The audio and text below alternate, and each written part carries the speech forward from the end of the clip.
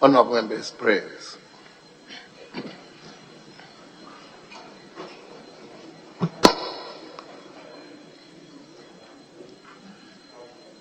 Almighty God, we humbly beseech thee to look with favor upon this Parliament of the Republic of Ghana. Grant that it may perform its high duty as in thy sight. Give divine guidance to the President of the Republic. Endow members of Parliament and ministers of state with discernment and vision, integrity and courage, that through the labors of government this land and people may be well and truly served, and thy good purposes for the common human life be realized in our midst.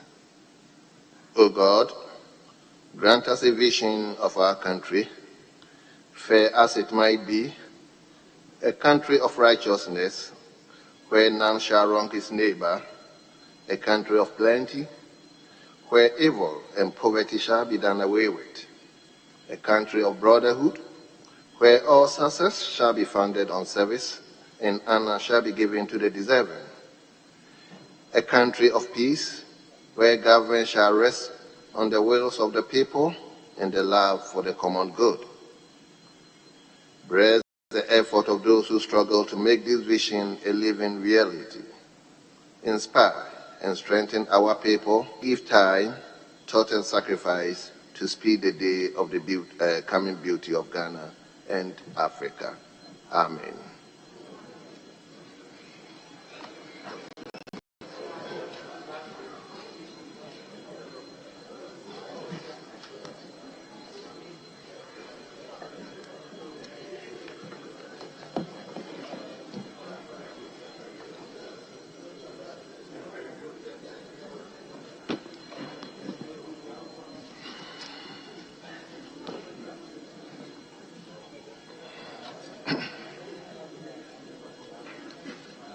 Honorable members, may I invite you to item number 4. Item number 4 in today's order paper. Correction of votes and proceedings. We begin from page 1.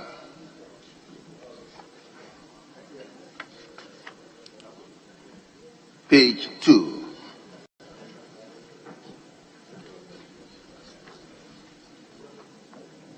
Page 3.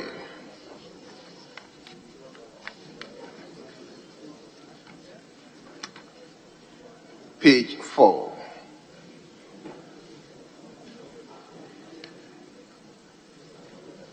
Page 5.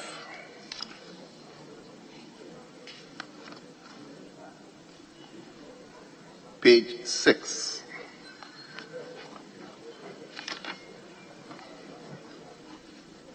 Page 7.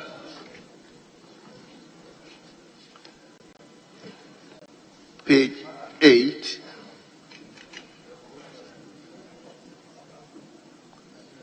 Page 9.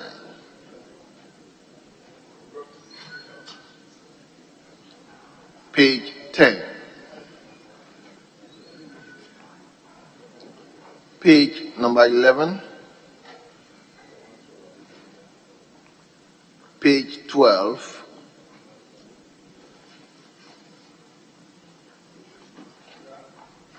Yes, Honorable Leader.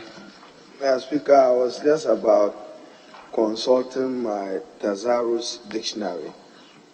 A statement was consulting made. Your Thesaurus. I have a legal Thesaurus dictionary that I use to support the work I do. The statement, making the invisible visible. The invisible there. Which page 12. 12. But I'm sure that is what the maker of the statement probably did. But I say I'm coming to look at that word invisible there and the English word invincible. So Leader, why don't you? Leader, Mr. Speaker, I've just asked for my dictionary to be brought.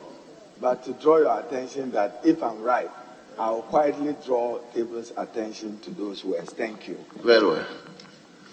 So we move to page 13. Yes, Honorable Member for Kwadaso.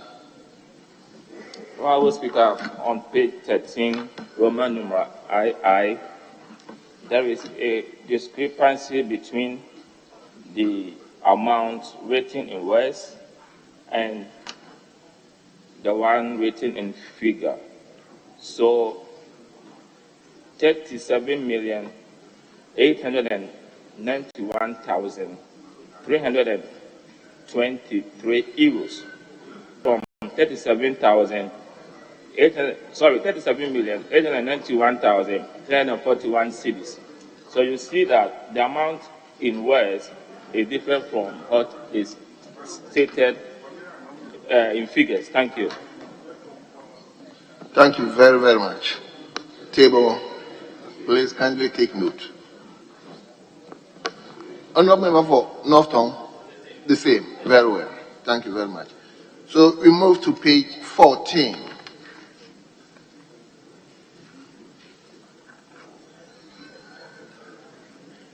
Page 15.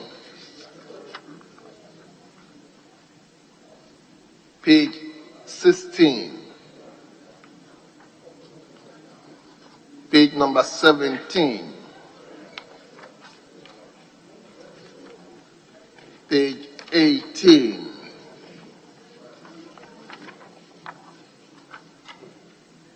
Page 19.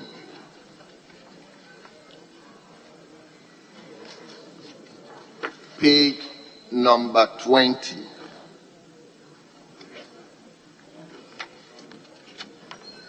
Page 21.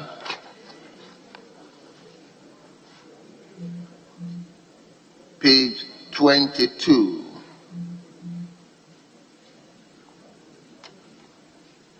And finally, page 23. Honorable members, in the absence of any further corrections, the votes and proceedings of the 14th sitting held yesterday, Wednesday, the 16th November, 2022, as corrected, are hereby adopted as the true records of proceedings.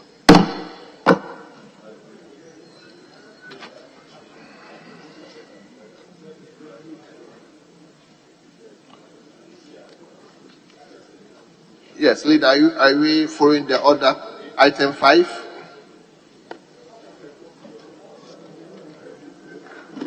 Speaker, yes, we are following the order, item 5, except to respectfully seek your leave for the first item, a set of questions, advertising the name of the Minister for Works.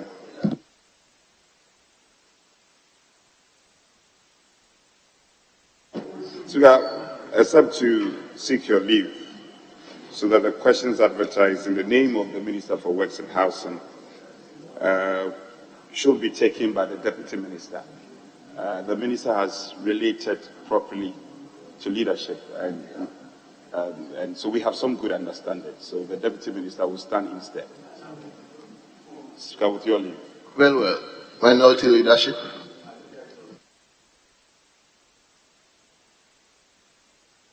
Mr. Speaker, the whip conferred with me that our colleague, the member who is Deputy Minister, will stand in for the Minister.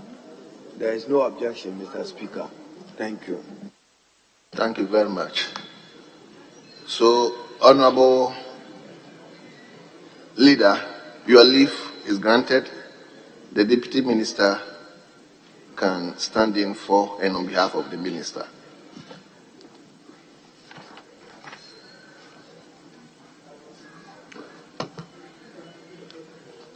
So, honorable members, we've come to question time, and we will begin with question number 1320.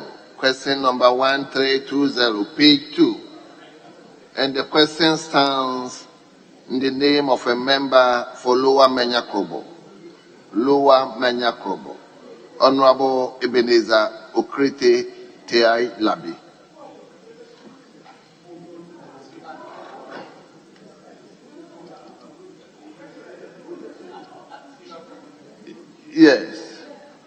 What is going on? You don't know him.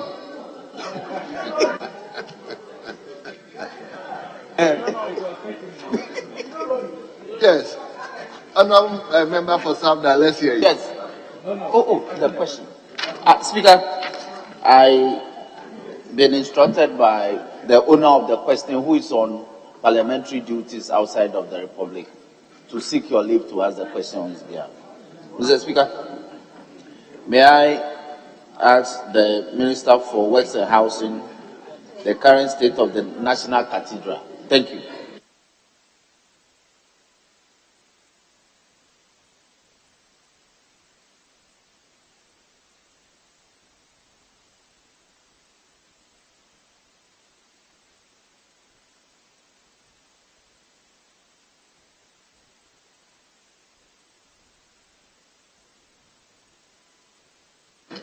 Yes, Deputy Minister.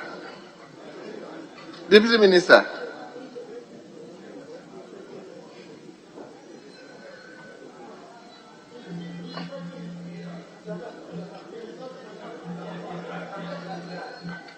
Yes, Deputy Minister, let's hear you.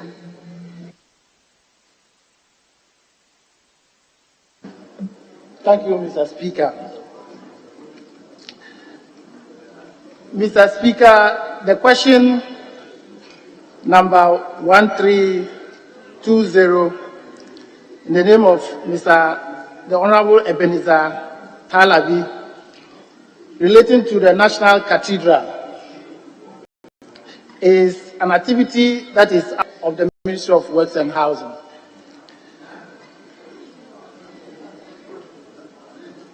Mr. Speaker, the Ministry of Works and Housing have therefore written to this House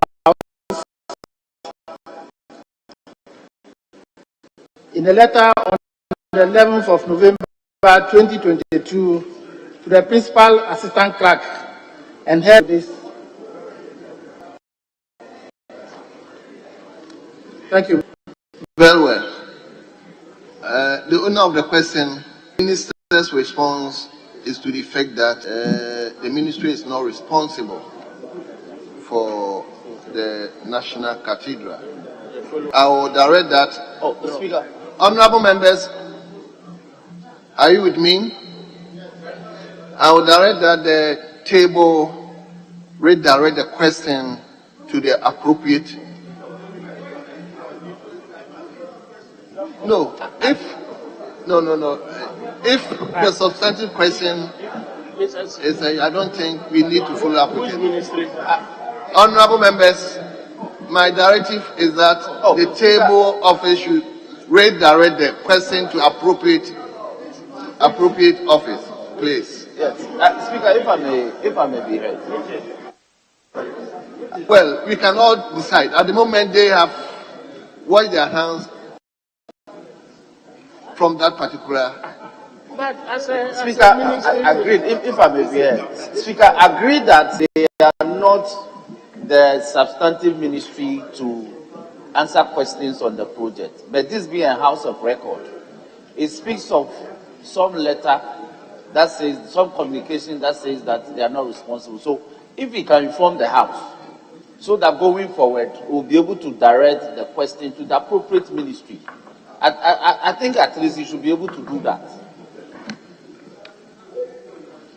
Yes. Speaker, I share in the frustration of my colleagues, but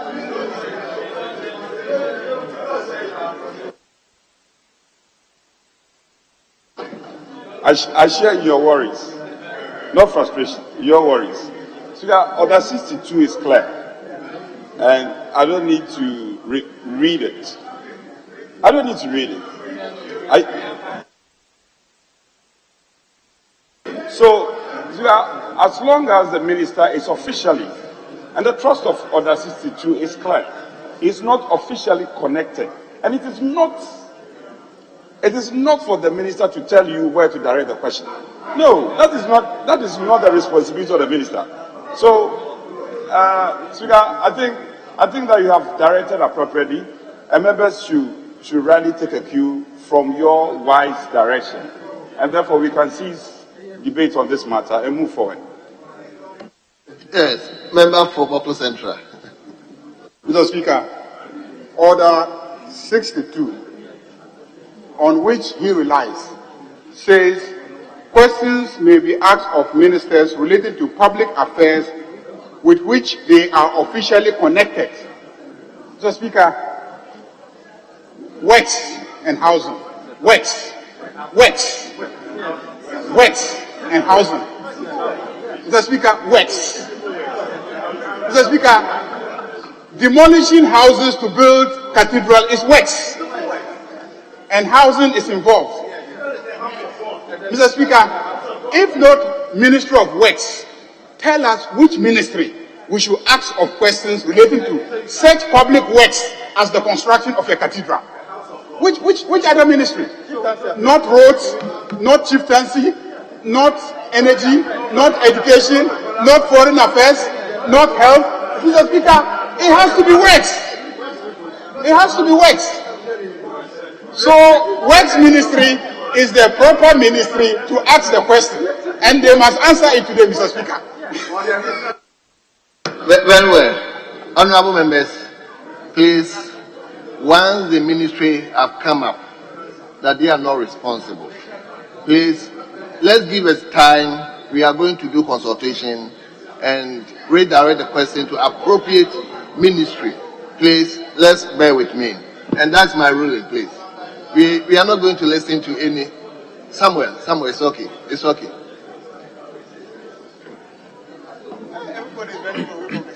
So, Right Honourable Speaker, I respect your ruling. You know I have a lot of reverence for you. You have indicated that we should give you time to do consultations. This being a House of Records, can you please give us an indication? That has been the practice and tradition in this House. When you say time, you give a period. So is it 1 week? Is it 2 weeks? So that we will know and then come back with our questions. I'm grateful. Honorable member, let's give ourselves next week. We will know which ministry is actually responsible for it.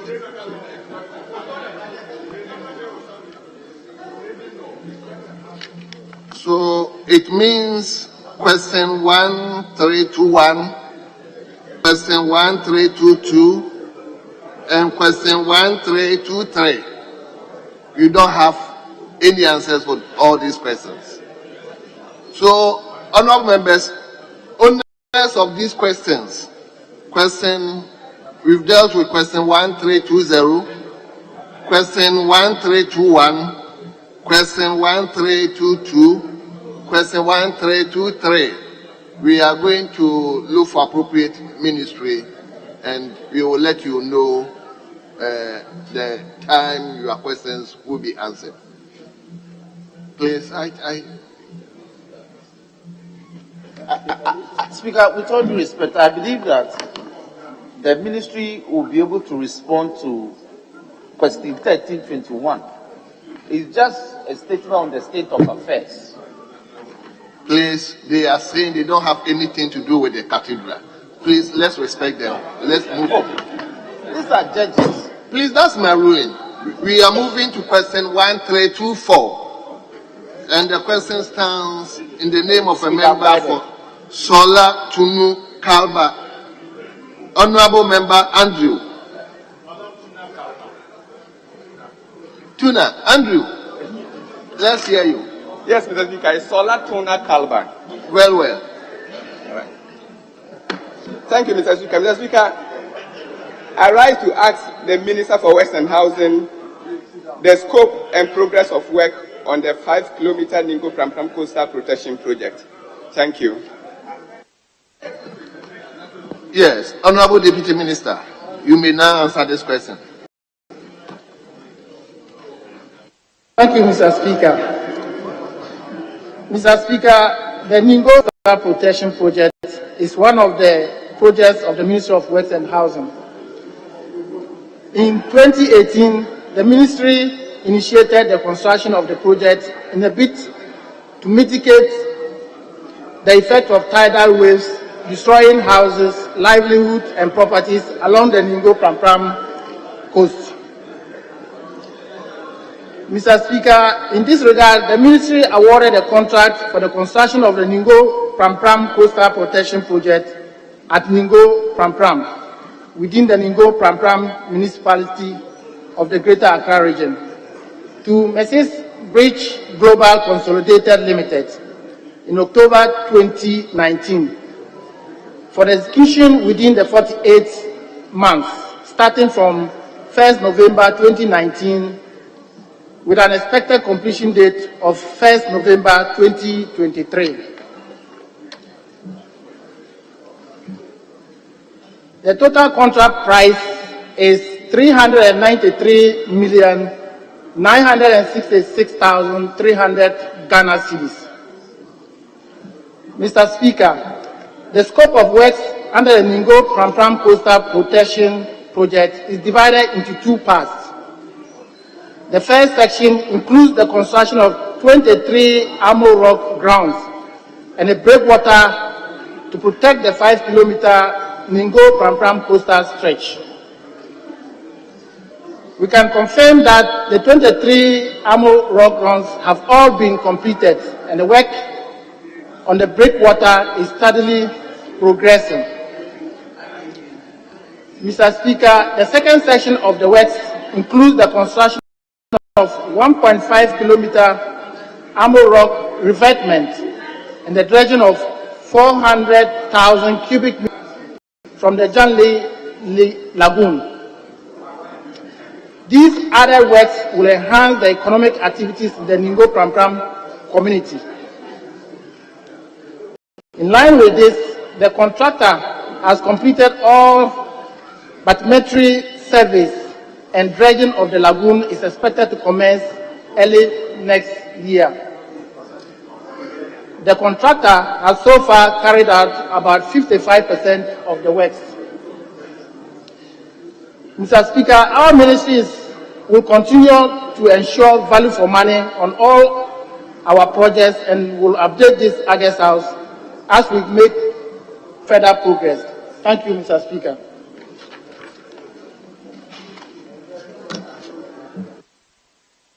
Honorable Andrew, any supplementary question? Yes, Mr. Speaker. Mr. Speaker, my supplementary question is, the minister says the work is about 55% complete. We have just 1 year. We are in November. And so that means next year, November, the project is expected to be completed. Can the minister assure this House that by November 2023, the project will be completed and handed over? I serve on the Government Assurance Committee so that I take note of it. Thank you, Mr. Speaker. Yes, Honorable Minister. Thank you, Mr. Speaker. Mr. Speaker, we think that barring any unforeseen emergencies, this project will be completed by the contracted date of completion. Thank you, Mr. Speaker. Yes. Yes, well noted, Mr. Speaker. My next question is, the committee visited the project site. We realized that the grounds into the sea were quite short. We were expecting to see about 80 meters long of the grounds, but what we saw was about 50 meters. How come that the grounds were done that way? Apart from the length of the grounds, we also realized that the intervals between the grounds were so wide. And so, as a committee, we think that the work was not being done properly. The grounds have been constructed already. As a ministry, these were the concerns of the committee. What are you going to do about it? Are you going to meet with the contractor and ask for the contractor to do a different, or the contractor to reconsider his decision and do a different work regarding the grounds? Or you're just going to leave it like that? This was not kept. It was like the place has been. Thank you, Mr. Speaker. Honorable Andrew, are you a consultant to Ningo-Pram-Pram constituency? I'm not a consultant, Mr. Speaker, but Mr. Speaker, we visited other project sites. We went to Cape Coast, we went to Elmina, we went to other places. We saw the works that they did. The site was quite filthy. Everything about the project was not encouraging. And so committee members raised these issues. That is why I am asking the minister whether he will speak to the contractor to do something about the project. Yes, Honorable Minister. Thank you, Mr. Speaker. We will take on board the suggestion by the Honourable Member of Parliament, and we will consult the consultants of the project to see whether they can vary the design. We think that what the contractor did is based on the design that was provided to him by the consultant. But we will try to sit down and have a conversation with the Hydrological Service Department. They are the consultants of this project. And then we'll take on board your suggestions. Thank you, Mr. Speaker. Andrew, you've exhausted your time. No, not yet. I did two. It's one. All right, thank you, Mr. Speaker. The Member of Parliament for Ningo Pram Pram, and even ourselves, when we went to the area, we realized that the heavy trucks plowing on the road to the site had destroyed the asphalted road that was constructed. My question is, will the minister consider speaking to the contractor so that they'll be mindful of at least working on the road to the site? Because the complaint from the community was that when they started the construction of the defense project with the heavy truck plowing, that was when the road started deteriorating. So, as the minister, what will you do about it? Thank you. Yes, Minister. Thank you, Mr. Speaker. I've taken note of this, and then we'll have some conversation with the contractor. Thank you, Mr. Speaker. Very well. Yes. Honorable Member for Who West. Thank you very much, Mr. Speaker. Mr. Speaker, in the minister's answer, he mentioned that my ministry will continue to ensure value for money on all projects and will update this House as we make further progress. Mr. Speaker, the contract sum is 393 million Ghana cedis, and the contract is supposed to be completed in the 1st November 2023. I want to find out from the minister whether this contract has fluctuation clause in it, and if there's fluctuation clause in it, is there any increase of the cost from what we have originally? Thank you, Mr. Speaker. Honorable Deputy Minister, is there any fluctuation clause? Thank you, Mr. Speaker. Mr. Speaker, the contracts by the Hydrological Service Department with contractors of this nature has no fluctuation clauses. So we don't expect the contract price to increase. Very well. So we move to question, we are coming back to question 1323. I understand it has nothing to do with the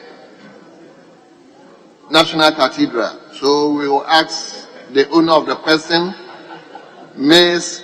Dakwara Newman, to ask her question. Mr. Speaker, with your leave, I rise to ask question 1323 on behalf of Honorable Dakwara Newman, who has permitted me to do so. Yes, let's hear you. Mr. Speaker, I rise to ask the Minister for Works and Housing what mechanisms the ministry has put in place to address the issues of housing being constructed on waterways, which has resulted in serious flooding in areas, especially around the Ning Amung Street in Okai South constituency. Thank you. Yes, Honorable Minister. Thank you, Mr. Speaker. Mr. Speaker, question number 1323, that relates to siting of residential properties on waterways. Again, it's outside the remit of the Ministry of Works and Housing. In our letter, 11th November 2022, we have suggested that the Ministry of Local Government and Decentralization could properly handle this question. Thank you, Mr. Speaker.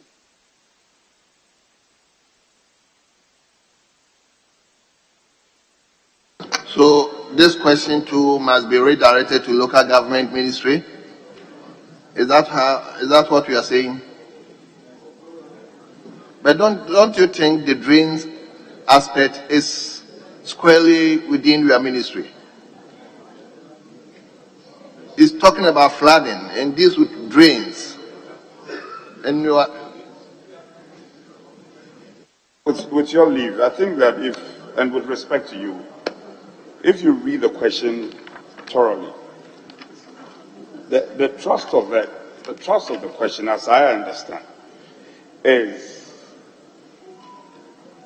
mechanism the ministry is putting in place to address the issue of houses being constructed in waterways. It doesn't fall under their purview. Officially, it doesn't. The construction of or the siting of houses doesn't fall under that ministry. It falls under the local government ministry. And I think the minister is spot on. Otherwise, Speaker, as you have already given that indication, if there are divergent views on this, we can confer appropriately and take a decision on this. Leader, I perfectly go with you. It's squarely placed within the local government ministry. The district assemblies are responsible for granting permits for development, and I think the is perfectly right. So, honourable members, I'm directing table to redirect the question to the minister responsible for local government and rural development. So we move to question number 1432. Oh, leader, are you not moving? Thank you, Mr. Speaker. Mr. Speaker, I thought that you should allow Honorable Bajira to make a point. It might be of help to the discussion.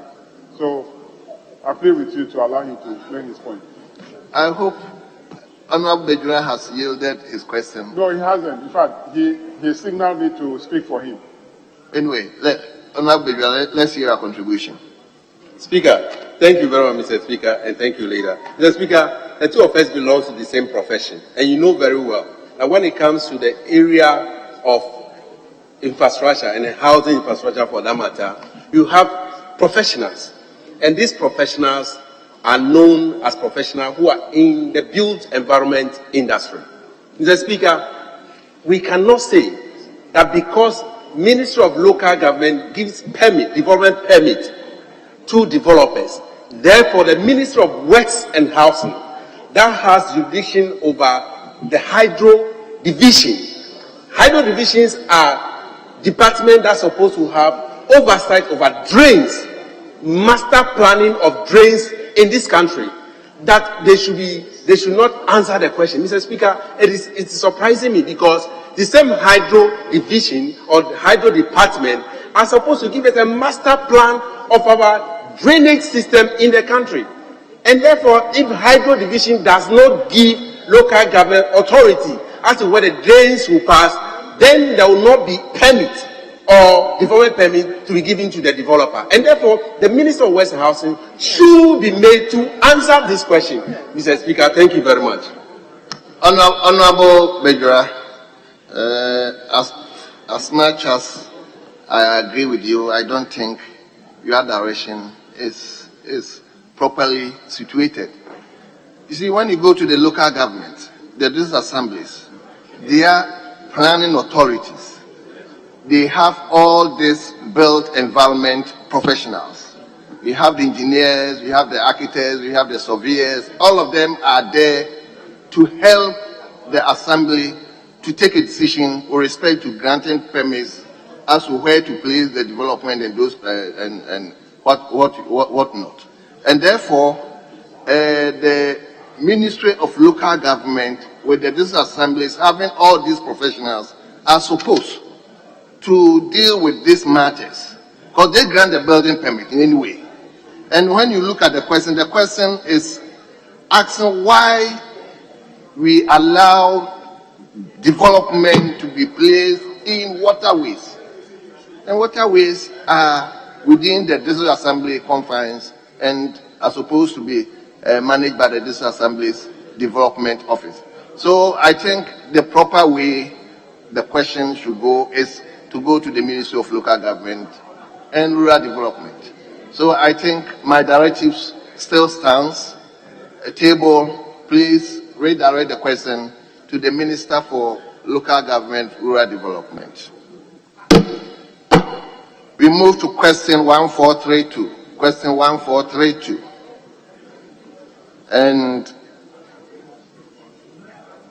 it still stands in the name of Osola Tuna Kalba, who today has taken consultancy in questioning issues relating to coastal areas.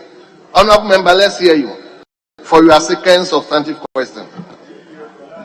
Thank you, Mr. Speaker. Mr. Speaker, I rise to ask the Minister for Western Housing what procurement method was used in awarding the Ningo Pram Pram Coastal Protection project.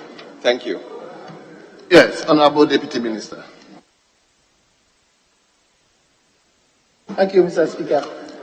Mr. Speaker, the Ningo Pram Pram Coastal Protection Project is one of the priority projects of the Ministry of Works and Housing. The Ministry in 2018 initiated the construction of the Coastal Protection Project in a bid to mitigate the effect of the tidal waves, endangering lives, livelihood, and properties along the coast. Beaches along the Ningo Pram Pram coastal stretch are narrow and were eroding at an alarming rate due to the combined effect of the tidal waves and the sea level rise. Various infrastructure along this coastal stretch flooded in the event of wave overtopping, and that posed a significant threat to the well-being of the people of the community. Mr. Speaker, the Ministry received unsolicited technical and financial proposals from Messrs. Bridge Global Consolidated Limited, which was reviewed favorably by our consultant. A value for money audit was subsequently conducted prior to seeking approval from the Public Procurement Authority. The Ministry of Works and Housing in October 2019 received approval from the Public Procurement Authority in accordance with Section 41 of Act 663 as amended to use the single source procurement method to engage Bridge Global Consolidated Limited to execute the Ningo Pram Pram Coastal Protection Project of about 5 kilometer stretch at an estimated cost of 393,966,300 Ghana cedis.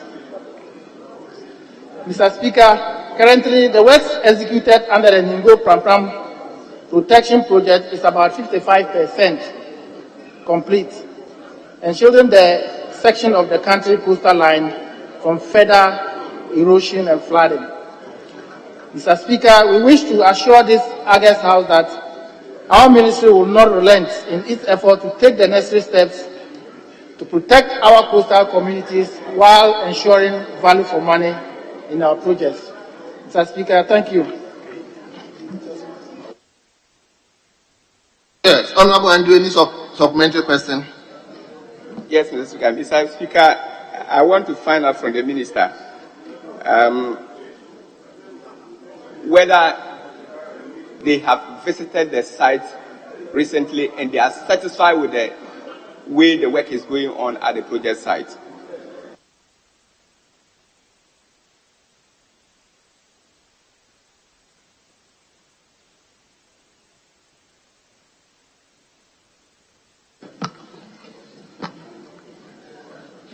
The question was whether the ministry has visited the project site recently and whether they are satisfied with the kind of work the kind of work Messrs Bridge Global Consolidated Limited is doing at the Ningo Pram Pram project. So are you saying he didn't answer the question? Mr. Speaker, I didn't get that. Mr. Speaker, I didn't get your question. Honorable Deputy Minister, did you hear the question well? And you hope you answered the question. Well, so you can come with a supplementary question if there are certain aspects that you didn't actually catch up. Mr. Speaker, I wanted to know whether the ministry is satisfied with the way the contractor is doing the project. I am. Okay, Deputy Minister, let's hear you. Thank you, Mr. Speaker. Mr. Speaker, yes, the ministry is satisfied with the progress of work by the consultant so far, by the contractor so far, and we have a consultant that is supervising the work, the Hydrological Services Department, and we are sure that what the contractor has done so far is in line with their work schedule. Thank you. Yes. Mr. Speaker, I'm okay. Thank you. Very well. Yes. Yes. Let me come to Adaku. Right, Honorable Speaker, thank you for the opportunity. I want to find out from the Minister, is Measures Bridge Global Consolidated Limited a Ghanaian company?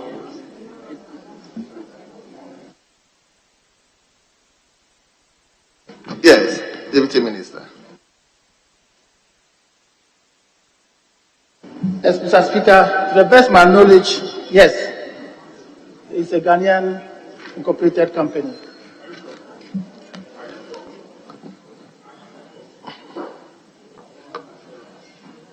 Honorable Leader, this time government assurance is.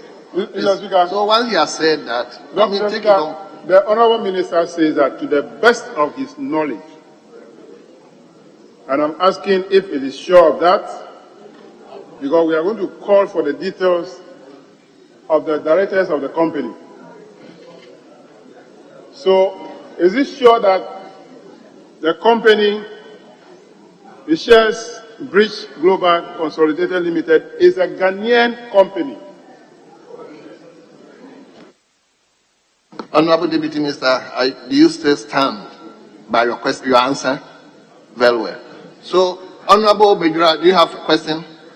Yes, Mr. Speaker. Mr. Speaker, thank you very much. Mr. Speaker, we passed a law in this House called Public Procurement Act, which regulates all procurement activities in this country. Mr. Speaker, the Minister made us aware that this procurement process for the project was sole sourcing. Mr. Speaker, in his answer, he said, the Ministry of Works and Housing in October 2019 received approval from the Public Procurement Authority in accordance with Section 41 of Act 663 amended to use single source procurement method to engage Mrs. Bridge Global Consolidated Limited to execute the Ningo Pram Pram coastal protection. Mr. Speaker, we all know in this House that there should be a condition precedent or some conditions should be met before you allow for sole sourcing. Mr. Speaker, as far as the committee that went to the site are concerned, Global Bridge, this is his first project he has undertaken. And therefore, with no experience. Now, I want to find out from the minister, on what basis was this project awarded to Global Bridge Consolidated Limited? Thank you, Mr. Speaker. Honorable member, your question is overruled. I guess the substantive minister is not here, and please let's give the deputy minister some briefing space. So I've overruled your question. I'll move to question 1544. I'll move to question 1544. And the question stands in the name of a member for Madina. Madina. Honorable Francis Xavier Kojosusu. Is he around? Mr. Speaker, he's not around, but I have his express permission. And very well. As you're aware, Madina is a boundary constituency. So, Mr. Minister, Mr. Speaker, I rise to ask on behalf of the Member of Parliament for Madina constituency, Honorable Francis Xavier Kojosusu, to ask the Minister for Works and Housing the measures being taken by the Ghana Hydrological Authority to complete storm drains within the Madina constituency with the object to reduce flooding. Thank you, Mr. Speaker. Yes, Honorable Deputy Minister. Thank you, Mr. Speaker. Mr. Speaker, the Madina municipality drains are among the priority drainage projects of the Ministry of. For that reason, the Ministry in 2018 and 2020 initiated the construction of storm drainage projects under the National Flood Control Program in a bid to mitigate the effect of flooding, endangering lives, livelihoods, and properties in the municipality. These were the Madina Zongo Drain, Madina Mayehot Drain, Madina Redco Drain, and Madina Risk Drain. Mr. Speaker, the Onopa Drain, which also runs through the municipality, is one of the priority drains. It takes its source from the Madina Mayehot area, continuing to the Accra Temamoto Way and discharges into the Sakumono Lagoon. The drain is about 7.5 kilometers length, and various infrastructure along its course floods in the event of heavy downpour, overtopping the banks and posing a significant threat to the well-being of the people in the community.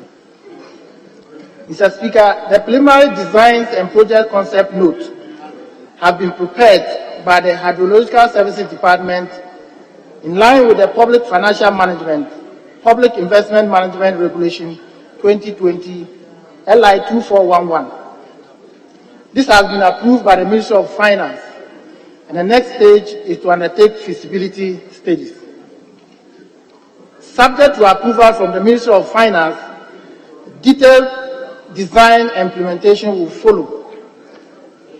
Additionally, other drains in the Madina municipality are listed in the National Flood Control Program and will be implemented once funding is available.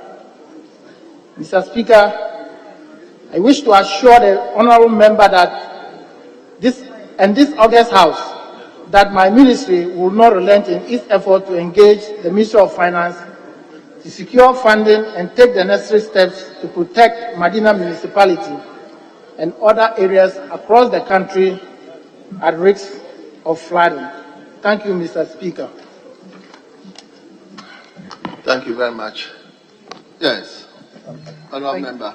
Thank you, Mr. Speaker. Mr. Speaker, from the Minister's answer, it says subject to approval from the Ministry of Finance. Detailed design and implementation will follow. Mr. Speaker, I'm sure the people of Madina, through their Member of Parliament, asked the question when the storm drains will be completed. I want to find out from the Minister if he can be specific about when the projects will be completed. Thank you, Mr. Speaker. The Minister, can you give us timelines? Mr. Speaker, this is an activity that involves two ministries. We will do the feasibility studies, and the Ministry of Finance will be responsible for releasing funding. So it will be difficult for me to provide specific dates at this stage. Thank you, Mr. Speaker. Mr. Speaker. Yes, Mr. Speaker, thank you very much. Mr. Speaker, from his answer, it's clear that the Ministry of Finance has approved, and the next stage is feasibility. Has a feasibility study been undertaken? Thank you, Mr. Speaker. Yes, Minister.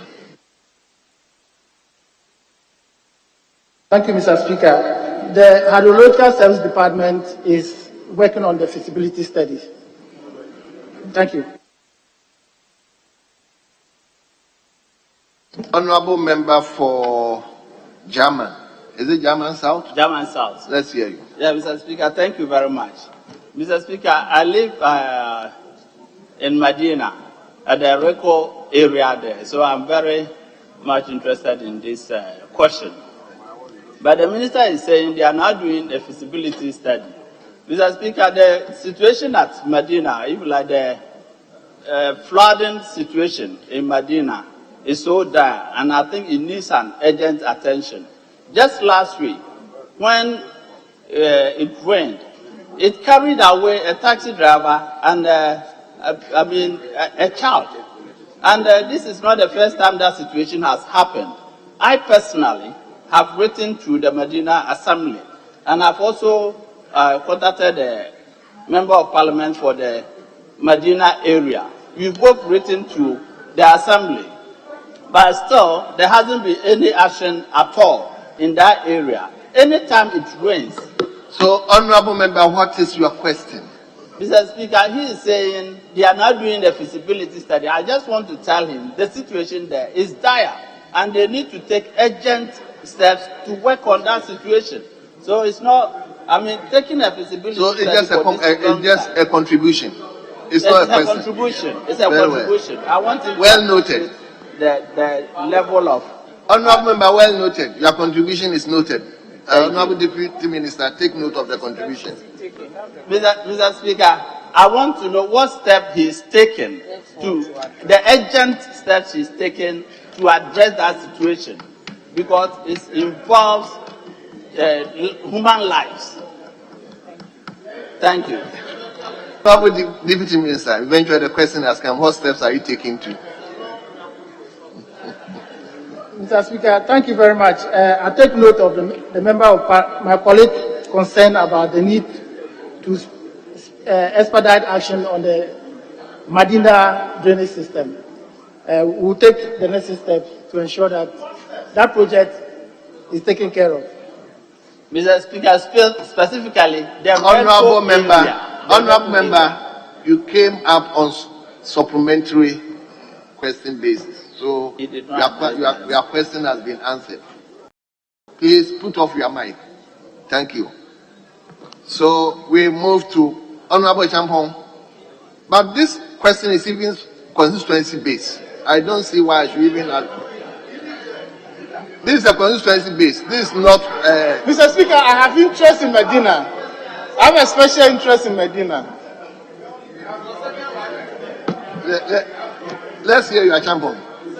Yeah, thank you very much, Mr. Speaker. Mr. Speaker, we all know that by next week, the 2023 budget will be presented. So I want to ask the minister if a provision has been made in the 2023 budget so that at least there will be some assurance for all of us.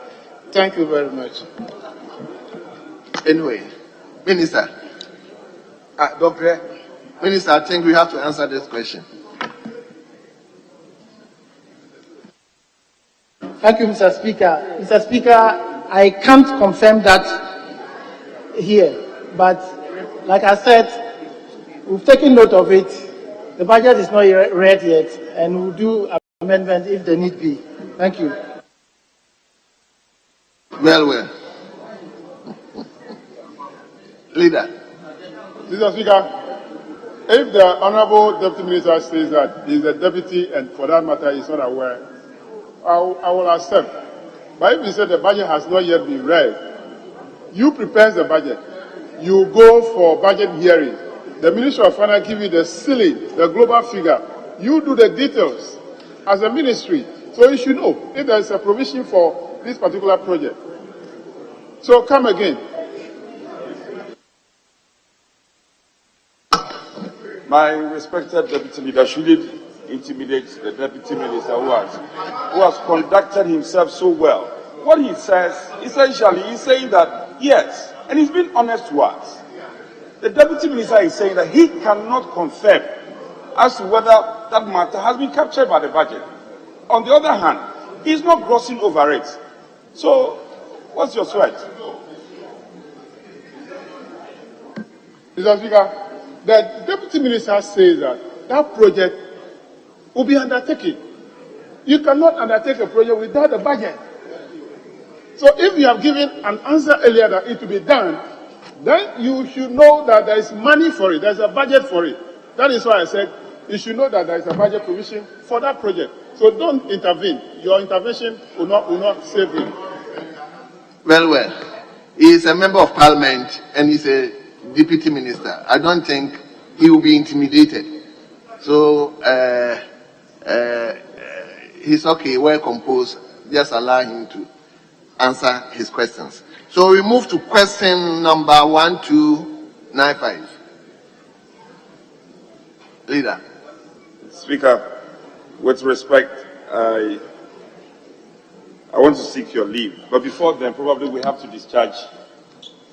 Speaker, with respect, we have to discharge the minister before. But I was earlier trying to seek your leave for us to briefly vary the order of business, as I've related appropriately with my colleague who is full of smiles this morning. Well. Deputy Minority Leader, and to vary the order and take order paper addendum and further seek your leave again for it to be done by the Deputy Minister of Health. Respect. Well, hold on. It means, Honorable Deputy Minister, I thought there are so many other questions for you, but sit down. I haven't discharged you.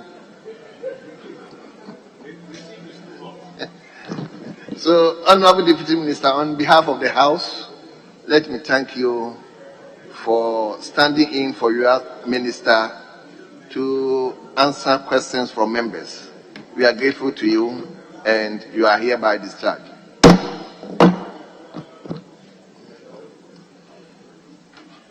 Yes, Leader, let me now hear you.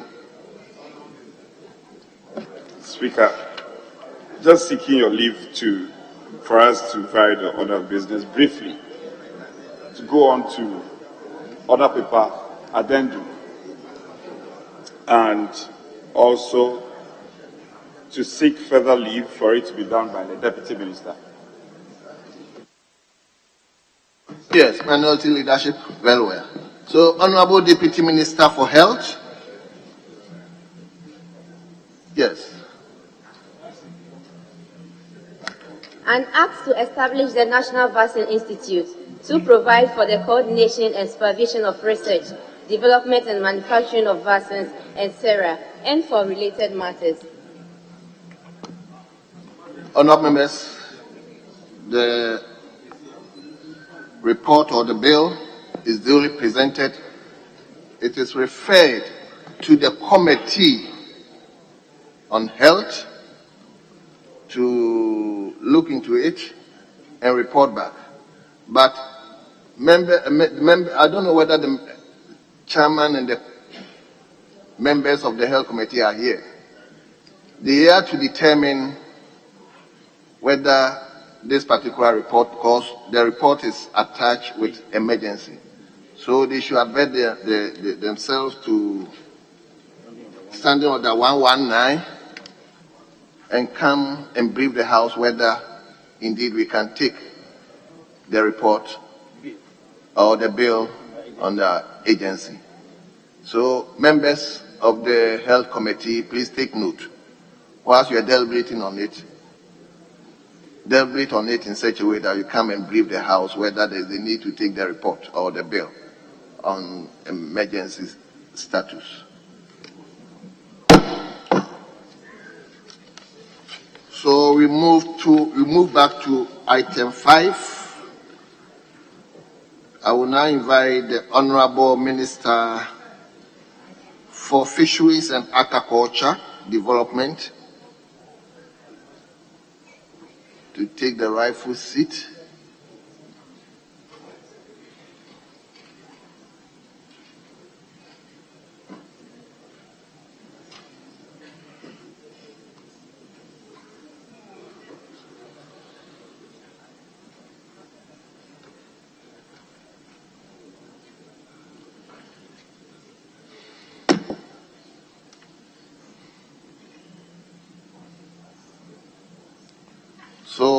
The Honorable Minister for Fisheries and Aquaculture Development has taken the rightful seat. I will therefore turn left to Dr. Kwabra Donko, member for Pru East, to begin the questions to Honorable Minister. So, Honorable Kwabra Donko, let's hear you. Thank you, Mr. Speaker. Mr. Speaker, I rise to ask the Minister for Fisheries and Aquaculture Development the steps being taken to streamline the distribution of Premix fuel to ensure adequate and equitable distribution to fisher folk on the Volta Lake, particularly in the Pru East District. Respectfully, Honorable Minister.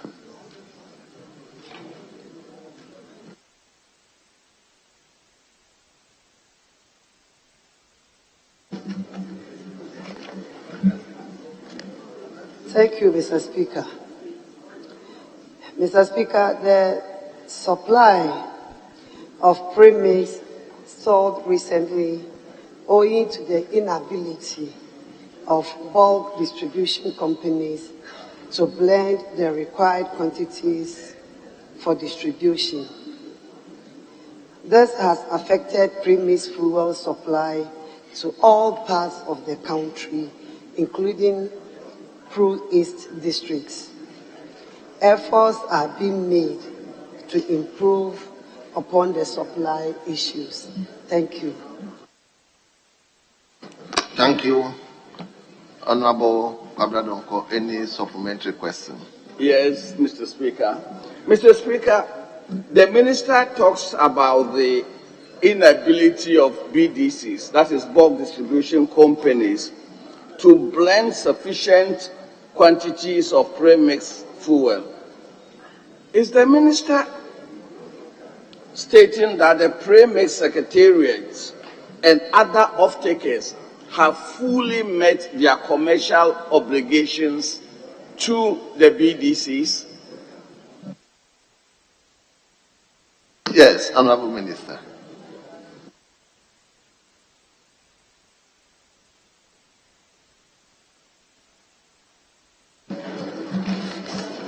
Thank you, Mr. Speaker. Mr. Speaker, that is why in my answer I made mention that efforts are being made to improve upon the supply issues.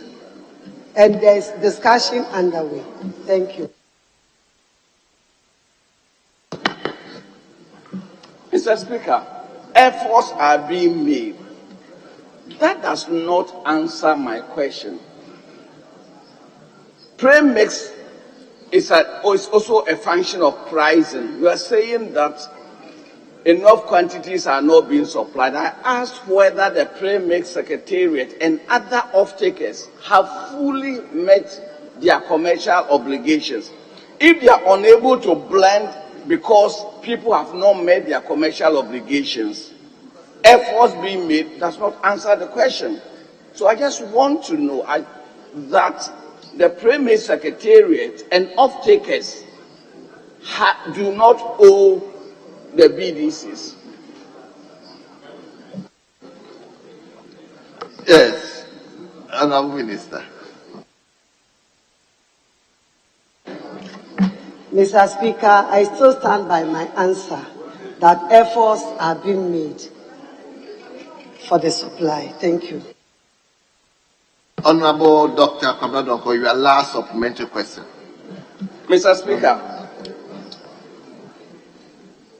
the good people of Pru East and the various communities on the Volta Lake have perennially suffered from inadequate supply of Premix. And therefore, this issue is so critical to the very livelihoods of our constituents. So it is not a question of efforts being made. We are very specific. Mr. Speaker, I want to ask the Minister again if the Ghanaian state has fully met its obligations to the bulk distributing companies who blend the Premix. Efforts are still being made.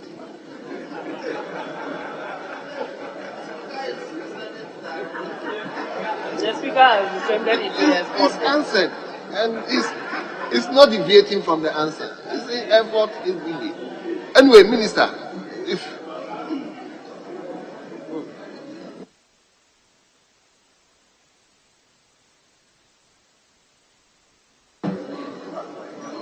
Mr. Speaker, maybe my answer, my colleague did not hear it very well. I will want to repeat again. I said, Mr. Speaker, the supply of Premix fuel stopped recently owing to the inability of the bulk distribution companies to blend the required quantities for distribution. This has affected Premix fuel supply to all parts of the country, not only Pre-East. And so efforts have been made. Thank you.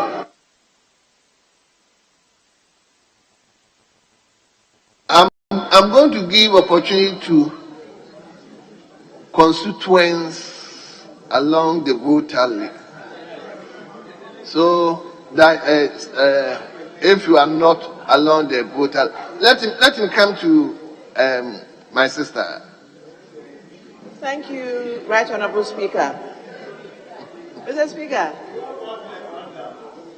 I don't know if the Minister appreciates that the inadequate supply of premix fuel is affecting the fishing communities, including Kwando Toko, Agbenokwe, Debi Debi. They all can't get the premix to do their fishing activities. What steps is she actually taking to ensure that the bulk oil companies blend more? Thank you. Yes, Honourable Minister.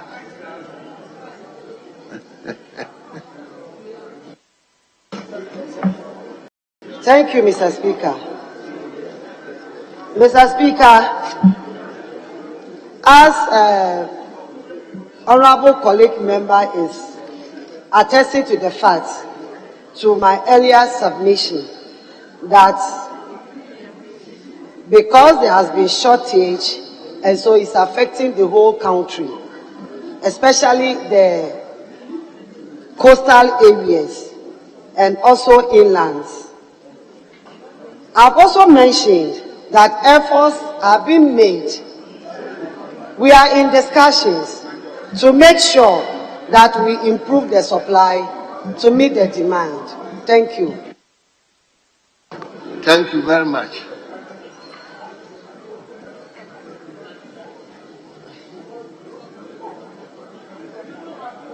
It doesn't have Salaga, let me hear. I haven't called you. You did not catch my eye. Thank you, Mr. Speaker. Mr. Speaker, in the Salaga South constituency, I have 46 communities on the river, the banks of the Volta River. And all they do, Lake, thank you for the correction, all they do is engage in fishing for their daily upkeep and livelihoods. We can understand when the minister says that there's a general shortage of the premix within the system. But I want to find out from the minister what efforts her ministry and its agencies have done to reach out to these farming and fishing communities to let them understand and also discuss with them other ways of ensuring that their lives don't come to a halt. Does the ministry have any plan to reach out to these fisher folks on the Volta Lake to assuage their concerns and difficulties? Thank you, Mr. Speaker. Yes, Honourable Minister.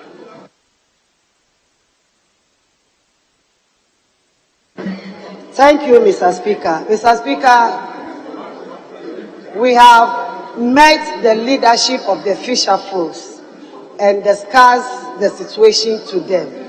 And so they have also promised to go down to send the information And the ministry is also planning to go to the fisher folks personally to explain the situation to them. Thank you. Very well.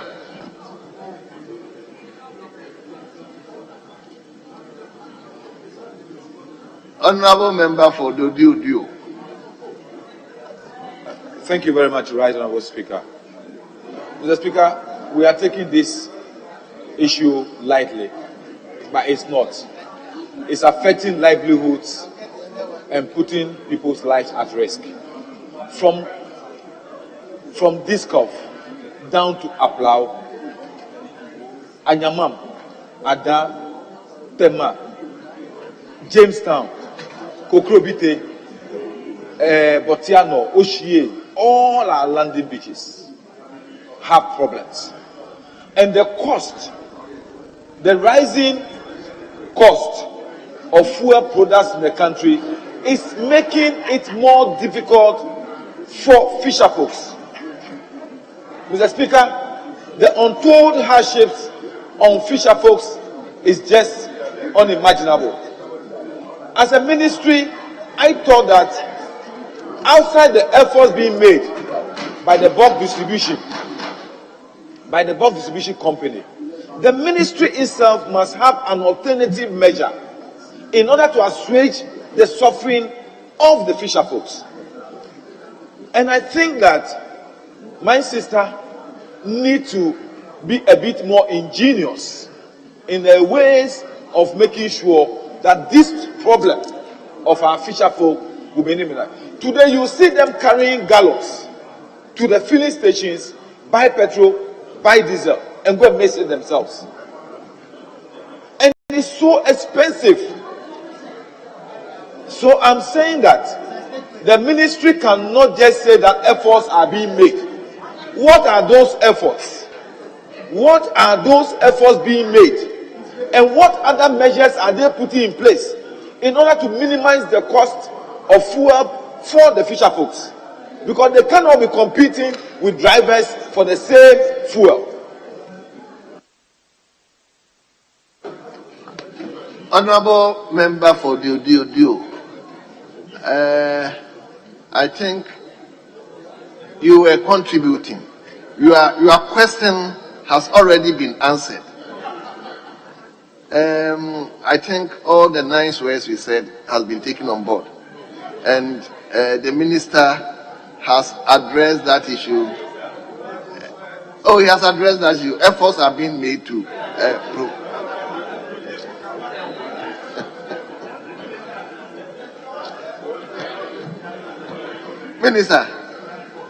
Minister, is there anything you want to add?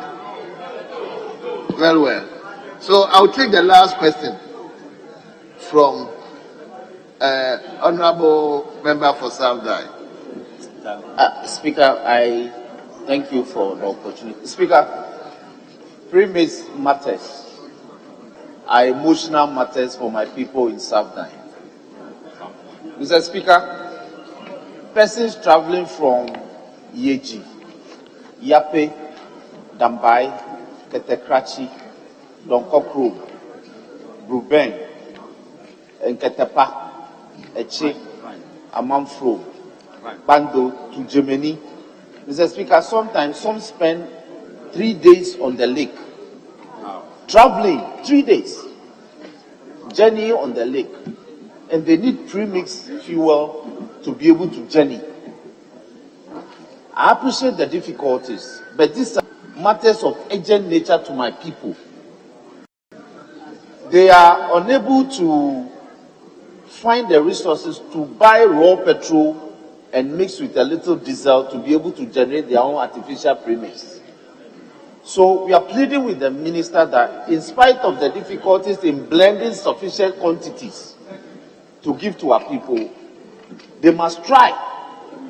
Even if they cannot supply the maximum quantities they generate, I know they have the statistics every day or every week. Some quantities should be coming so that at least people who rely on it to travel, not even for fishing. Because to move from one island community to the other, you need the premix to be able to transport people and goods.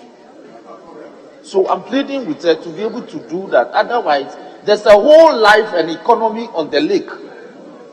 A whole life and economy, and so people depend on the lake to be able to move for social cohesion. So I'm pleading with her that she should be able to engage the BDCs so that they'll be able to at least blend some quantity to provide for some of these critical areas. I thank you. Thank you for your exhortation. So, Honorable. Thank you, Mr. Speaker. Mr. Speaker, the Honorable Minister, in answer to the question, says that owing to the inability of the BDCs to blend the required quantities, Mr. Speaker, we need to go to the root of the issue. Why are the BDCs not being able to blend the required quantities? There must be a reason.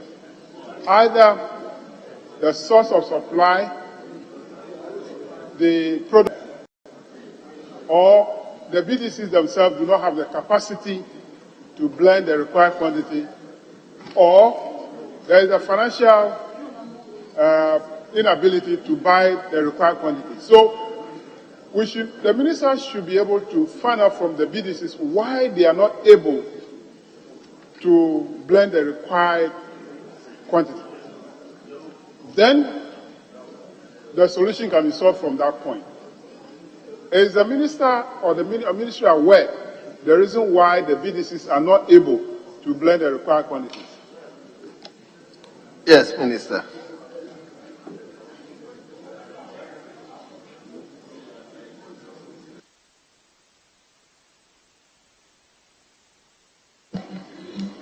Thank you, Mr. Speaker. Yes, I'm aware. And I will say it's also as a result of the high cost of crude oil and also our exchange rate. These are some of the issues, the little that I can see about that. Thank you. Thank you very much. So, in the same premix, I'll jump to Ketu South.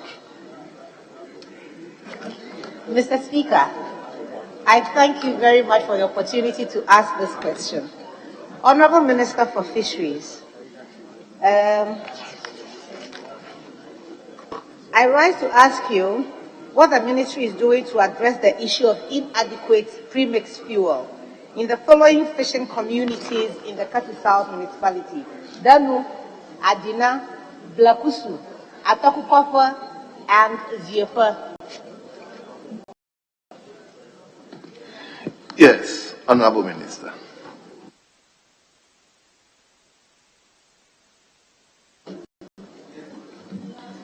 Thank you, Mr. Speaker. Mr. Speaker, the ministry has been discussing the supply situation with the bulk distribution company to blend more premix fuel for the landing beaches. As indicated earlier, the inability of the bulk distribution companies to blend the required quantities is responsible for the shortage of premix fuel to these areas. Thank you. Honorable Jifa. Thank you, Mr. Speaker. Honorable Minister, what exactly goes into the preparation of this premix fuel, which is delaying the process? Thank you. So you have been asked to take us through what actually goes through the preparation of premix. Mr. Speaker, I'm sorry to say it will be very difficult for me to answer this question because I've never done the blending before. Very well. Thank you. Very well. Mr. Speaker, unfortunately, she's my friend.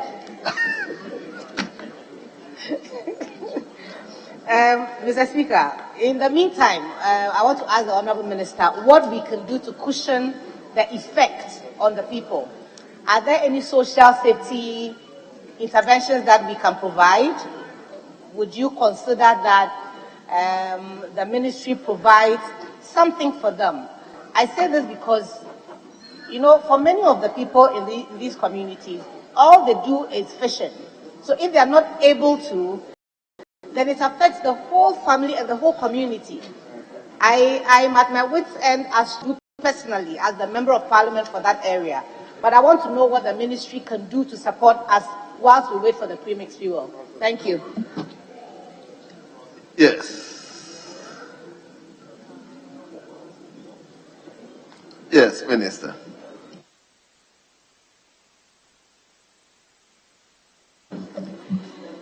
Thank you, Mr. Speaker. I appreciate my sister's situation and all those from the fishing community. And my sister will attest that with me that even the canoes in the country registered more than 14,000 plus. And with this number of canoes, I'm not sure the ministry can just sit down and take this decision immediately. And so we are discussing seriously. All stakeholders are involved to make sure that very soon the issue is being resolved. Thank you. Honorable Jifa, you've exhausted your time. No, indulge me, Mr. Speaker. Indulge me, Mr. Speaker. I just wanted to know if I'm considered as one of the stakeholders. Thank you very much. Yes, you are considered as one of the stakeholders.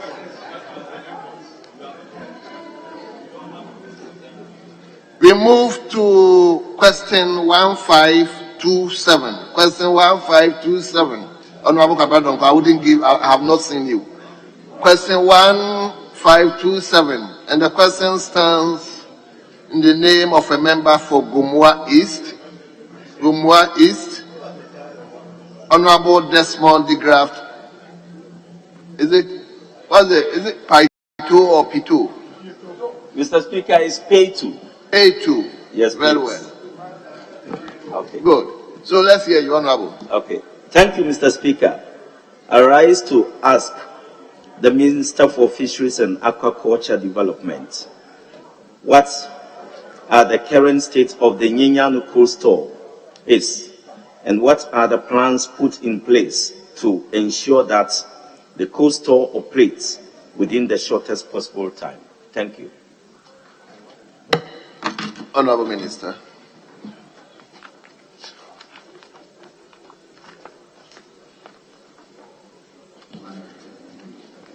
Thank you, Mr. Speaker.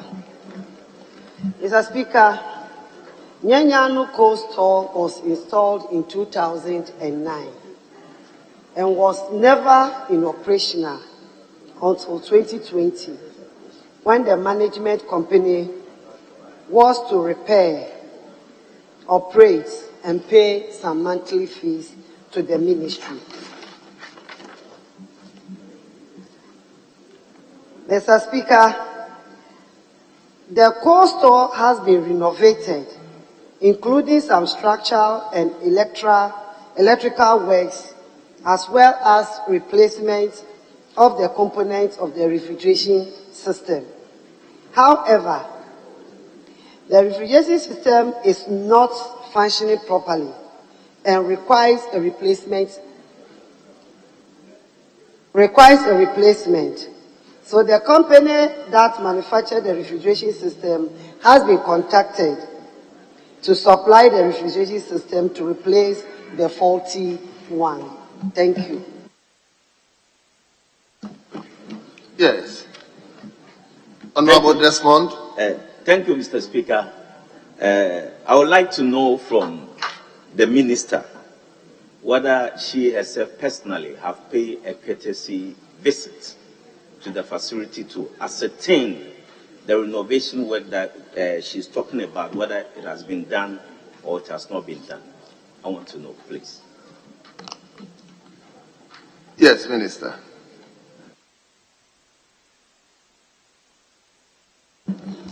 Thank you, Mr. Speaker. Yes, I have paid visits to those coastals. They are 6 in numbers. And I have paid courtesy call to the operators to know what the issues are. And we have had a lengthy discussion. That is why we realize the issues that pertain to the coastals, individual coastals in the country, and we are working on them. Thank you. Thank you. Yeah, Honorable de Graaf, yes. Yeah. Thank you, Mr. Speaker. Mr. Speaker, Nyenyano Coastal serves 3 fishing communities. Nyenyano, Dampase, and Gomwafete, respectively. They all serve under that coastal. And then my understanding, the coastal was commissioned 2016 by the then administration. Since then, it has not worked properly. The minister was saying that the refrigerator system is not working, and therefore the company has been contacted to supply a new refrigerator system to replace it. I want to know from the minister, when would that be done? And which company by name has been contacted as a supplier to supply a new refrigerator for this process to be done? Thank you. Yes, Honorable Minister.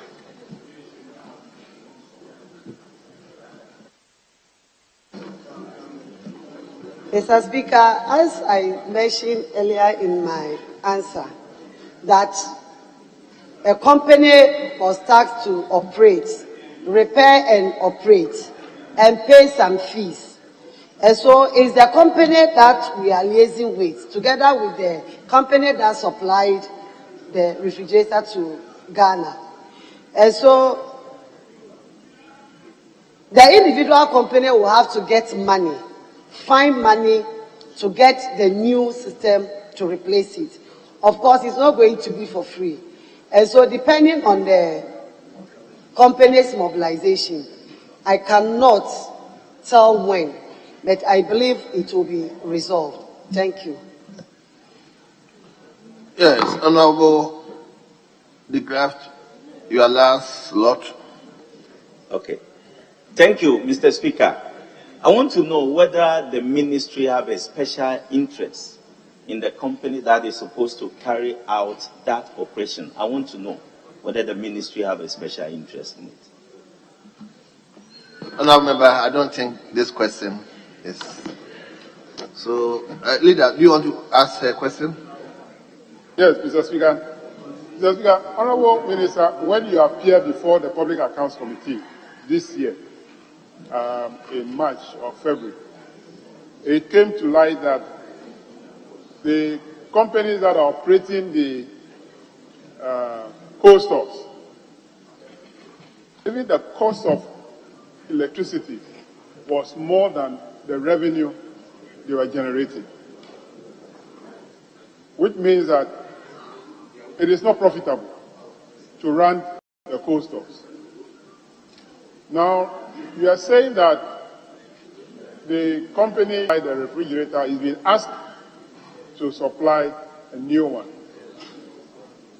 If the new one is supplied, the issue about electricity bill, how will that be resolved to make these coal stores profitable?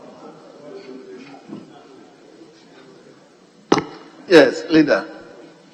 Speaker, ordinarily, I would not be doing this to my colleague, but he should revert his mind to Order 69. And then, in context, look at the thrust of the question. I mean, you can't carry a matter that was dealt at the Public Accounts Committee and bring it here and question the minister on the same matter. Speaker, I invite you to rule him out of order. Leader. Mr. Speaker, Honorable Chief Whip is not helping the cause of the House. Look, the issue about the running of the coal stores came before my committee, and it was clear that the running of the coal stores were not profitable. In fact, the report that will be tabling here is even recommending that those equipment are disposed of. But the minister is giving a different answer, painting the picture as if everything is rosy. That is why I wanted to find out that will still be profitable if the new post machines are supplied? Yes, because at the Public Accounts Committee, it was clear that they were not profitable. But if you don't want me to ask the question, I'll withdraw the question. Minister, are you minded to respond to the question? Okay, let's hear you.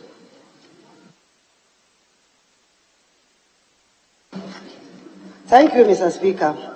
Mr. Speaker, the ministry and the company had this discussion before we came to the Public Accounts Committee. And so the chairman advised that we dispose it off. And so we are looking at both options to see if the company can run it, fine. If they can't, then we'll go with the advice of the Public Accounts Committee. Thank you. Thank you very much. So we take the last question. The last question from a member for South Tong, Honorable Kwabena Mensah Woyomi, on question 1528. 1528. Honorable, you are on the floor now. Thank you, Mr. Speaker. Mr. Speaker, I rise to ask the Minister for Fisheries and Aquaculture Development the steps the ministry is taking to supply fishing gear and inputs such as fishing nets, cages, fingerlings, and outboard motors to fisher folks in South Tong constituency. Thank you, Mr. Speaker. Yes, Honorable Minister.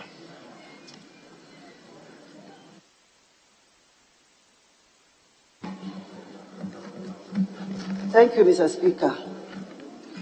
Mr. Speaker, as part of the Fishing Input Support Scheme, the ministry has been providing fishers with fishing and aquaculture inputs such as outboard motors, fishing nets, and fish feed.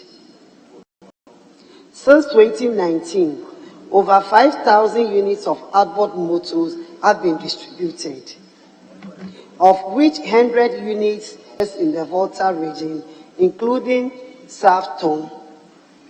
The ministry is working with the Ministry of Finance for funding to support fishers and fish farmers, interested persons and groups, including applicants from South Tong with the appropriate fishing and aquaculture inputs. Thank you.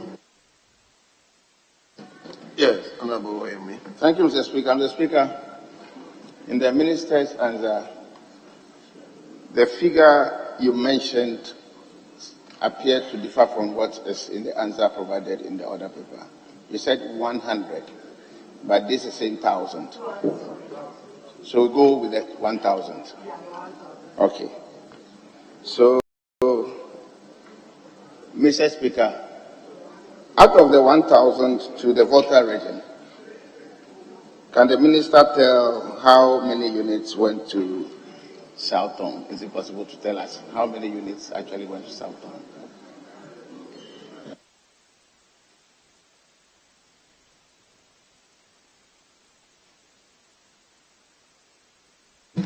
Mr. Speaker, with your permission, I will provide that figure later.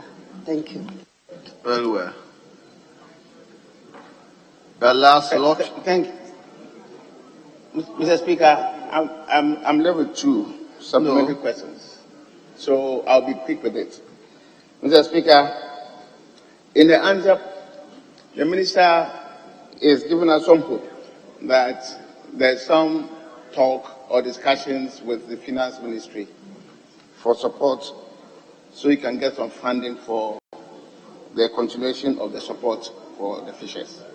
Can the minister tell us how that is going to really give us the needed boost of hope that maybe anytime soon we are going to get what we want, Mr. Minister? Yes, Minister.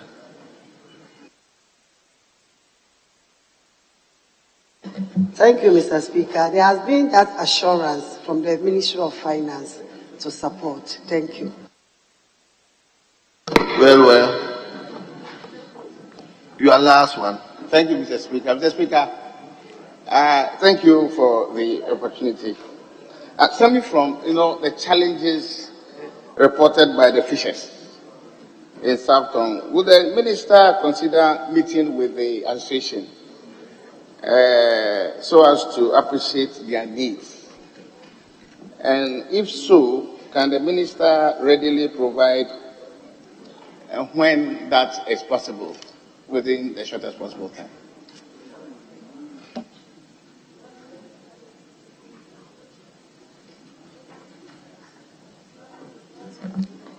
Thank you, Mr. Speaker.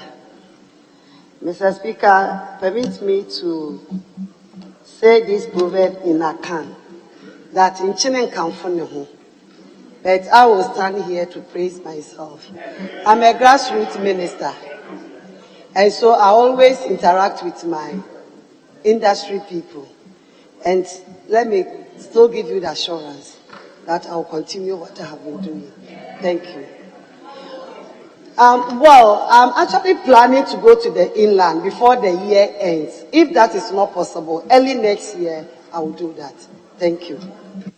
Very well. Honorable members, on that note, we bring question time to a close. I would like to thank the Minister for Fisheries, Aquaculture Development on behalf of the House for attending upon the House to answer questions from members. Honorable Minister, we are grateful to you and you are hereby discharged.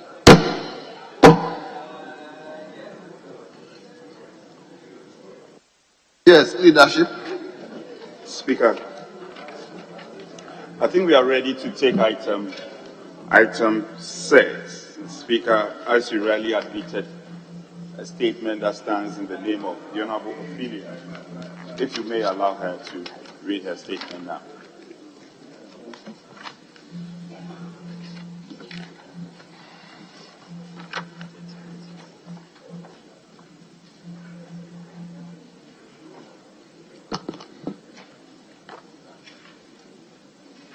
Yes, honorable members, we now turn to item 6 on today's order paper, statements.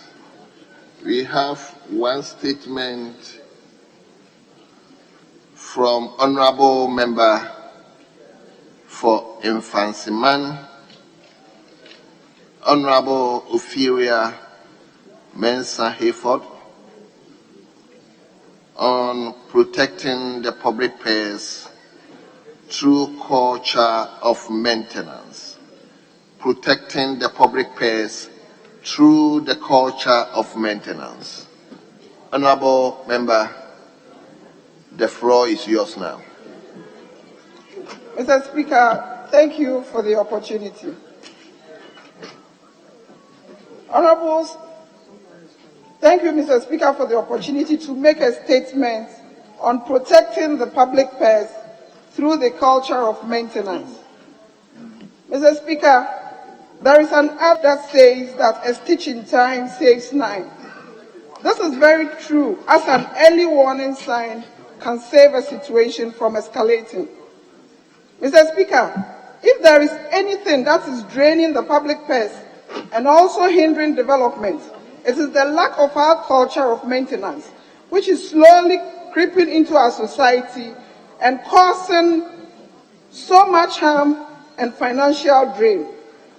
Culture of maintenance defines the values, way of thinking, behavior, perception, and the underlying assumptions of any person or group or society that considers maintenance as a matter that is important and practices it in their life. Maintenance culture is not a universal nature. It is usually derived or learned through a person's making maintenance a natural daily practice of their duties that is understood and followed. This can be attributed to saving a situation before exacerbation. Mr. Speaker, the attitude and approach with which we handle public infrastructure as a nation is very appalling. and it looks as if there is nobody responsible for government properties. One observation made is the fact that we as a country would have been more developed if we had practiced or made this culture a part of us. This is because subsequent governments put in a lot of efforts to get the country developed by initiating various projects, and it cuts across. However, Mr. Speaker, due to the absence of the maintenance culture, we as citizens watch unconcerned for some initiatives or projects to go down the drain or waste away for the lack of maintenance. Mr. Speaker, instead of always spending money to reconstruct new facilities, some of these costs can be kept with normal maintenance work such as repairs, refurbishment, renovations, taking responsibility and handling as if personal. Mr. Speaker, though we have institutions mandated to supervise and maintain government properties, these institutions seem to be dying out for the lack of funds or for the fact that we have not made maintenance a part of our culture and is retarding our development as a country. Today, we cannot boast of many monuments and historical sites to attract investors which will boost our economy. This is because we are unable to protect and preserve some of these important sites, unlike other countries who have kept their ancient buildings and refurbished them into very lucrative tourist centers. Mr. Speaker, when we talk about our road infrastructure, schools, public buildings, government properties, and vehicles, there is always a recurring cost for the lack of maintenance. Safeguarding the safekeeping, government, in a bid to improve the lives of its citizenry, construct roads to link the various towns and villages for the free movement of goods and services for economic gains.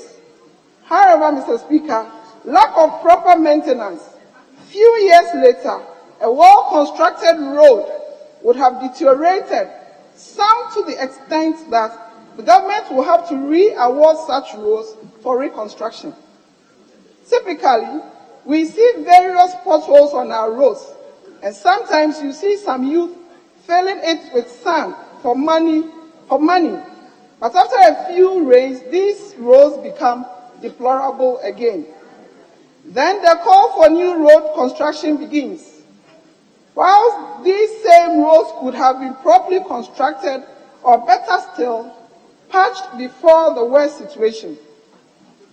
This lack in our cultural system is a drain on our economy and retards progress. Mr. Speaker, it is about time we put policies in place to hold accountable the various institutions responsible for government properties, inculcate maintenance culture into management and our school teaching manuals. I appeal to us all to educate the public on maintenance culture, protecting government properties and the benefits of saving a situation from deteriorating, than waiting for issues to get out of hand before we start all over again. By so doing, we would have saved resources to do other developmental projects which will benefit us all. The mindset of "Ewode aban ye, yesre aban meye," to wait, the government must do everything, should be taken out of people's mind and be made to know that Ghana is for us all. And we are responsible for ourselves and for developing the nation. To conclude, Mr. Speaker, indeed, as saves none. Thank you, Mr. Speaker, for the opportunity.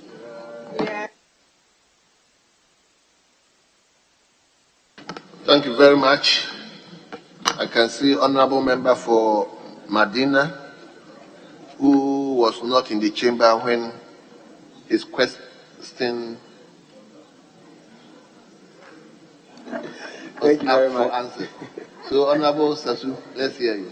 Thank you very much, Right Honorable Speaker.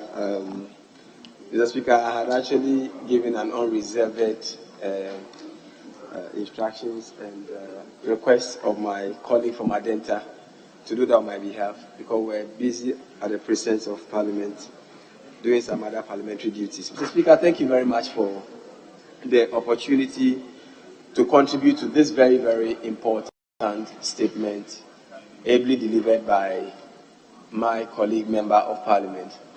Mr. Speaker, the honest truth is that the time has come for us as a people to take personal obligation as individuals and as communities. I think whilst it is important that we call on leaders or leadership to bring about development, every citizen in Ghana must begin to take responsibility when it comes to maintenance.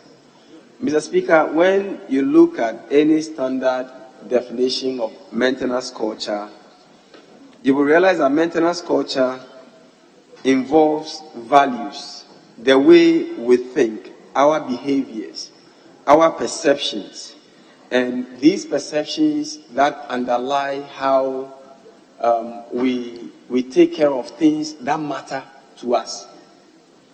Mr. Speaker, I dare say that beyond calling on every Ghanaian to become very responsible when it comes to maintenance of public property or even private property, we must begin to introduce policies that are directed at our basic schools as well as secondary schools so that the change in mentality and in values will begin from this level.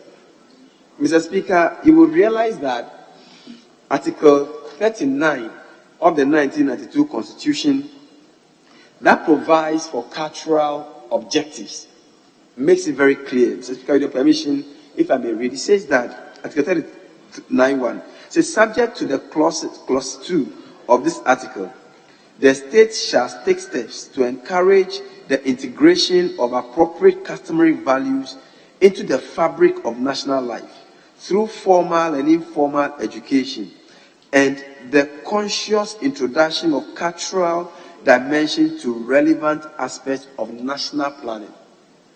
Mr. Speaker, we know that culture essentially is a way of life of a people. So if we talk about maintenance culture, we are saying that it should be part of the daily routine, the daily ways and life of people when it comes to practicing maintenance. For example, if your light is on and you are going for the purpose of preserving electricity, you want to turn off your electricity. For the purpose of preserving electricity, you don't turn on your fan at the same time turning on your AC. For the purpose of preserving electricity, you make sure that you reduce the number of time you spend. Is it the electrical stove, using the electrical stove instead of using like a regular gas stove or other means of cooking. So, Mr. Speaker, I believe that the time has come as a people, because if we want to change, change can only happen beginning from how we think. And if we want our children to have new ways of thinking, particularly when it comes to maintenance, then it is important that government will even take further steps to introduce these maintenance culture as part of curriculum of our basic school, our secondary school, so that one day this maintenance culture will become a thing that we can all stand for. Thank you, Mr. Speaker, for the opportunity to contribute to this very important statement.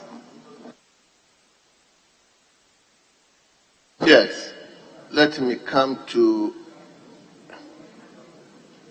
Nana Asunaba Ebuakwa South, Member of Parliament. Thank you, Honourable Speaker, for the opportunity to make a few comments regarding this all-important statement about maintenance, which is one of the areas I was confronted when I was the Minister for Works and Housing. Honourable Speaker, the mindset of any people matters. The mindset. And the mindset is how the mind is set, like a clock. So when the mind is set in a negative way, behavior becomes negative. But when the mind is set also in a positive way, behavior becomes very positive. If you pay regard to the number of houses the government rolled out for the public and civil servants in the realm, Honourable Speaker, they are in one of the best areas in town, cantonments, Laboni, and all that. And then when you want to go and inspect some of the houses, and you want to find out who live here, it's supposed to be a very prominent person who helps a minister to think. Directors, chief directors, prominent men in these houses. But the houses are so terribly run down because the mindset is that if it is not mine, let me just abuse it. So anything which belongs to the government is a subject of abuse. Honourable Speaker, it is very, very expensive, as my sister has rightly said, to try and maintain some of these properties because they are terribly run down. Now, another issue which is important regarding some of these run-down structures we call for maintenance is the fact that can we say as a people that we will not give free accommodation to those who are the top echelon of power in the civil service? What we should do, that you invite the private sector to raise good structures, and then when they've raised good structures, flats, because people want to be very comfortable. You go and see a small house on an acre of land in the prime area of Accra. Why don't we have a lot of flats? People came to work. They didn't come for private residential conduct. We can have more flats for people who are serving this nation. And then what will happen is that these flats are owned by private people. They give you enough money as part of your conditions of service, and then you pay the rent to the private owner. The private owner owes it to himself to ensure that these structures are well kept. And that is how I think the solution. If not, then perennially, what is going to happen is that every year there will be huge budget allocation just to maintain some of these properties. Honourable Speaker, it's not only in works and housing that you have some of these challenges. If you go to our hospitals, where the health of individuals truly matter. In fact, if you went to any hospital in a culture where the mindset is good, the hospital is the best place to be. The hygiene standards are high because if where people should go and find health is run down, you're going to compound their health challenges. But just go back to some of the hospitals that we have. You'll be surprised. The run down state. In fact, some of the mortuaries are even run down. The way they will pack dead bodies. It will blow your mind. So, Honourable Speaker, I don't want to continue and belabor this point that until we come to terms with the fact that immediately you want to cost the government money because of a poor mindset, you will suffer for it eventually. Because the government will not have so much money to meet all the needs of the citizenry. So the negative attitude of abusing what belongs to the government should change. And the time that we see that for the common good, whatever is state in character and title, should be well taken off. That is when we begin to save good money. And then the savings will go to address some of the poverty areas of this nation. I'm glad that my lady over there came out with this statement, but I expect many more of the ladies at the backbench to give us more statements like that. So we at the front will contribute. I'm very grateful to you for your intervention. Thank you, Honorable Speaker. Thank you very much. Let's come to Bodi. Thank you very much, Mr. Speaker, for the opportunity to contribute to this important statement and to commend the maker of the statement for bringing to fore this important statement. Mr. Speaker, we as a country have a whole agency responsible for maintenance in this country. When you go to Ministry of Works and Housing, there is a whole department, the West Department, which is responsible for maintaining public institutions. But like the maker of the statement stated, sometimes the way such facilities are deteriorated, it costs higher to maintain them than the money that was used to even construct the facility. And so it is important that all of us support the call to develop that maintenance culture so that we will not say that this facility belongs to government and so nobody shows concern at the end of the day. Mr. Speaker, if you go to government bungalows, most of them are deteriorated to the extent that sometimes you even ask yourself whether to construct a new one or to refurbish the one that has been deteriorated. Mr. Speaker, if you go to most of our classrooms, police stations, particularly police stations, you will see that such facilities have been run down to the extent that you wonder why we expect our police officers to continue to provide services in such deteriorated facilities. Mr. Speaker, I think that it is about a time that we sanction some of the engineers who supervise these constructions. If you look at most government projects, there are resident engineers who supervise the construction, be it houses, be it roads. But sometimes, road construction, for instance, 3 years after the construction, you will see big potholes developing on the roads.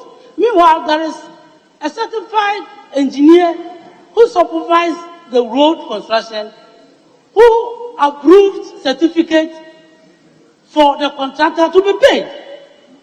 But because we look unconcerned and we say that, oh, this one is for government. So I think that we should start charging such consultants, resident engineers, who supervise these constructions. When we do that, they will give up their best. Because in the Western Housing Ministry, every year, government earmarks so much for maintenance. But when I was also in the ministry, I realized that most of the budgets for maintenance are not even released. And I'm sure Honorable Atachian will testify to this, that the budget will be provided, the ministry will be ready to maintain the structures, but funds will not be released to the West Housing Ministry, and for that matter, the West Department, to undertake these maintenance activities in the various government bungalows. And so, government should also make it a point to ensure that monies are released timelessly to the Works and Housing Ministry so that such facilities can be maintained. Because at the moment, as the maker of the statement said, we all look unconcerned because it's not our property, but property of government, forgetting that it is the taxpayers' money that is used to maintain such facilities when they are deteriorated. So, Mr. Speaker, I think that this is a very important statement, and there's a need for collective effort to ensure that we maintain government structures or facilities so that we reduce the cost of maintaining them, so that monies will be available for other projects when they are needed. I thank you for the opportunity. Thank you very much. Minister, I'll come to you. Let me hear Ofori. It's been long. I heard his voice. Member for Ofori, let's hear you. Thank you very much, Mr. Speaker.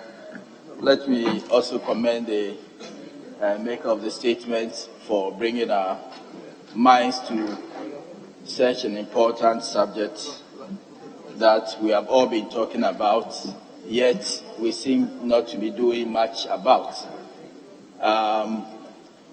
If Mr. Speaker, if you look at our schools and the curriculum that we use for our training, to a large extent, I would say that we don't seem to have anything in there that helps us to build a culture of maintenance. And because all these things that we are seeing are as a result of our individual actions and inactions, I would say that we need to target the youth, and we need to take a second look at our curriculum and also look at what we do in our schools so that we can build that culture of maintenance in our youth, hoping that when they grow up, they would then would have already, developed that habit, and when they are in positions of responsibility, they will be able to do what is right.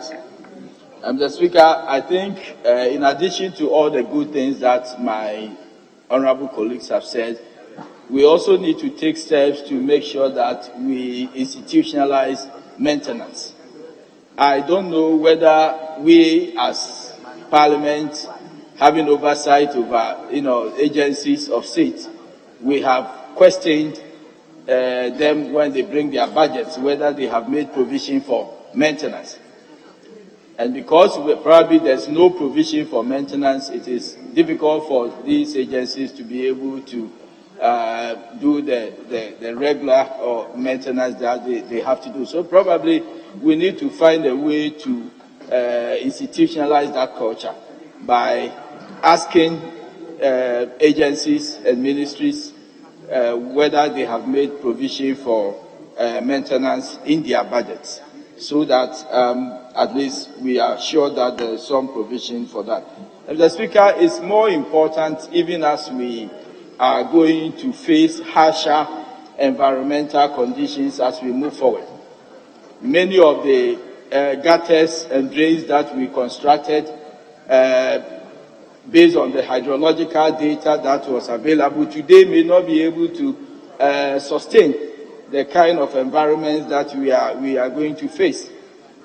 Flooding, precipitation is going to increase, rainfall levels are going to be harsher, and the kind of environment that we are exposed to today, is more harsh, and therefore, if we don't maintain even the infrastructure that we have built already, then it means that the level of deterioration is going to be very high, and perhaps the cost of rebuilding same may be too high for us to be able to bear. And so I think it's important that we keep this conversation going, and I want to thank my honourable member for bringing this to our attention. Thank you, Speaker. Thank you very much. Let me come to Ketu South. Thank you very much, Mr. Speaker. Mr. Speaker, I'm grateful for this opportunity. Let me mention that Honorable Ophelia Mensah Hayford, MP for Fansima constituency, has really made a statement that touches my heart and also speaks to the heart of the problems that we have in this country. Mr. Speaker, if we as members of parliament and or politically exposed persons miss a step, there's verbal lynching by the population in this country. But those who are responsible for maintaining or ensuring that our state resources are maintained, are they also playing their part? I think that there's a collective responsibility that we have as citizens to ensure that the infrastructure that we have is maintained so they last longer. It is not true that it is only when you have money that you can take care of what you have. I've been to homes where you can smell poverty in the air, but even their pots are well kept. Their cooking pots are well kept. They dress well. Their clothes may be old, but they dress well. It's a state of mind, Mr. Speaker. It's a state of mind. What is happening to us is as a result of the, may I say, for want of a better expression, the I don't careism. We really don't care enough about our country. If we did, whatever responsibility we are given, we'll make sure that we execute that responsibility to perfection. We will protect what we have, so the rest of the resources is going to take care of people in our poor communities. Mr. Speaker, I'd like to also associate with the contributions by the Honorable Lawyer Francis Sosu, MP for Madina, the Honorable MP for Ibuakwa South, Honorable Atachia, who was a Minister of Works and Housing, and I'm sure understands well what these issues are. And also to single out Honorable Samsonahi, also from that same ministry, that it may be that we don't have enough resources to give the management department, but can we at least maintain what we have? There must be punishment. You see, if you have children who misbehave, and they know that there are no repercussions for their actions, they can do what they like. So as they lynch us verbally, we must also make sure that people who are put in positions to protect what we have collectively face some sanctions if they don't do the right thing by us. Mr. Speaker, I want to thank the Honorable Ophelia Mensah for this brilliant presentation and the work done on this statement, and to thank you also for the opportunity. Now, let me come to the Western Region Minister. Thank you, Mr. Speaker. Thank you, Mr. Speaker. I believe that we need to applaud MP for Fansima for coming out with this statement that really touch on some of the big issues that we fail to discuss and work on them as Ghanaians. Mr. Speaker, you will come to realize that when we talk about maintenance, maintenance is an everyday thing. It is not something that you wait till a period before you try to work on them. In fact, if you look at the difficulty we have in this country, one of the first issues that you come to realize is that the structures in place to fund the maintenance that we have in this country. If you take the Auditor General's report, financial infractions, you realize that one of the biggest issues had to do with rent payments by government workers staying in government bungalows. Clearly, if you are not paying the rent, how are we getting money to renovate these government bungalows, to maintain them? And therefore, what you come to see in all government facilities is that they deteriorate so much so that even when you decide to renovate them, it would have been better to build new projects. And this has continued for a very long time. In fact, our inability to continue to make sure that we raise the necessary revenue to maintain our facilities has become a problem. Now, we are in a situation where we have become penny wise and pound foolish. By the time we decide to renovate any house or renovate or maintain any project in this country, it becomes an albatross. For instance, if you take roads are built within a year without working on the portals. You realize that in 2 years, the roads have deteriorated so much that we have even lost virtually the wearing costs. And a lot of the roads we have in this country, that's the kind of problem we're having. Even when you take asphalt, that takes about 15 years for it to deteriorate. By the 10th year, if we are serious people, we should be doing an overlay. But we'll never do the overlay. We'll wait till about the 20th year, by which time we have to take everything, clarify everything, build the base, the sub-base, all over again, and it becomes costly. Mr. Speaker, I have two examples. If you take the road from Sitakrado to Cape Coast, in 2000, we had a good wearing cost that was added again to it, or what we call asphalt overlay. An asphalt overlay costs just about 10%. And we've been able to use it for another 20 years to 2022. The other ones that we didn't do that in 2016, 2015, 2012, they've all deteriorated. And we have to rebuild these roads all over again, when we could have just spent just 10% to do an asphalt overlay on this project. So I believe that the topic that is being talked about is key. But apart from this, I believe that the way we also use some of our facilities are also very important. A lot of our roads, Mr. Speaker, have become washing bay. Washing bays all over the country. Side of the road, people are washing their cars. In the middle of the road, they are washing their cars. And even on some roads, people are drying cocoa on newly constructed roads. So clearly, Mr. Speaker, if we don't learn how to use these projects or properties of this country also very well, it also affects the maintenance culture that we are talking about. Because if somebody dries a wet cocoa on the road, naturally you are changing the balance between the emulsion that creates the coal tar, or what we call the bitumen. Immediately you change the balance. Either you repair cars on it and put the oil on the road, or you put water on the road. You change the emulsion balance, which is oil and water. And immediately you change it. There's separation. And when there's separation, there's going to be potholes on our roads. So I do believe that this issue of maintenance is key, that we need to look at it as a people, and we have to start inculcating these ideas of maintenance right from the beginning as children, that the way we manage our assets will depend on how we are able to keep this asset for prosperity and for us to be able to continue using them for a very long time. With these few words, Mr. Speaker, I do believe that the maker of the statement has done a yeoman's job, and I believe that we have to start teaching maintenance, the culture of maintenance, right from the beginning in our early years. Thank you, Mr. Speaker, for the opportunity. I now come to leadership.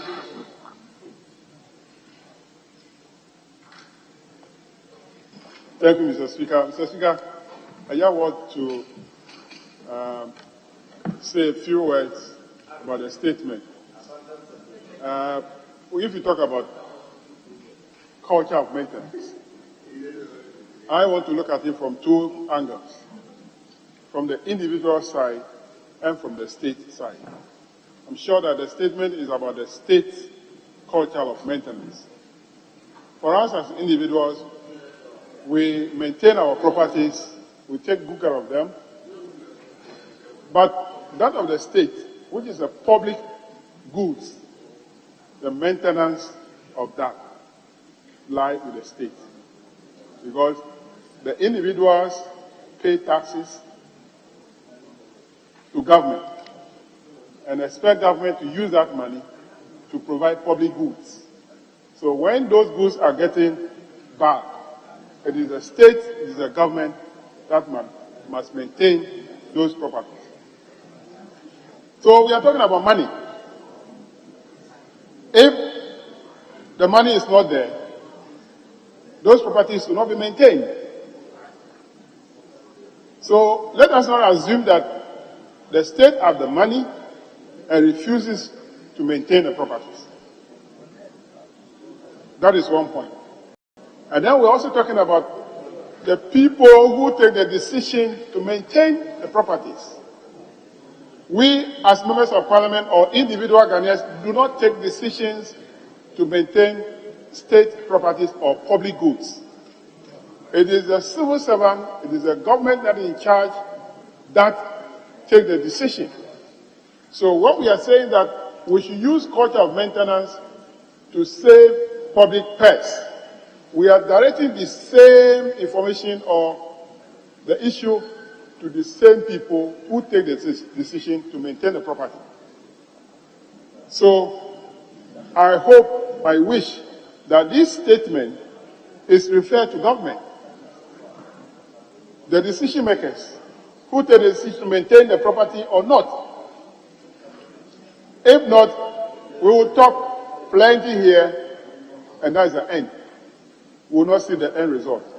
But if we refer this statement to them, it can guide them on how to maintain state properties.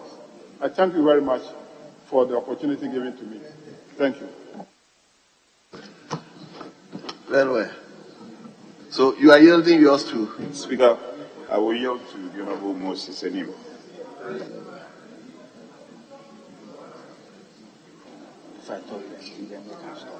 Yes, Honorable Thank you, Mr. Member Speaker. for Trouble. Mr. Speaker, for me, it's about maintenance culture at all levels. At all levels. Okay? From the base, the middle, then the top. The base is at your doorsteps, at your community, at your home. How you even take your children through the culture of maintenance. You know, it is the family level first. Then we come to the community, then the education and all. But at managerial level and at the corporate level, which of course at governmental level, sectorial, agency level, ministerial level, we need maintenance plan. That is all that we need, and to implement the maintenance plan.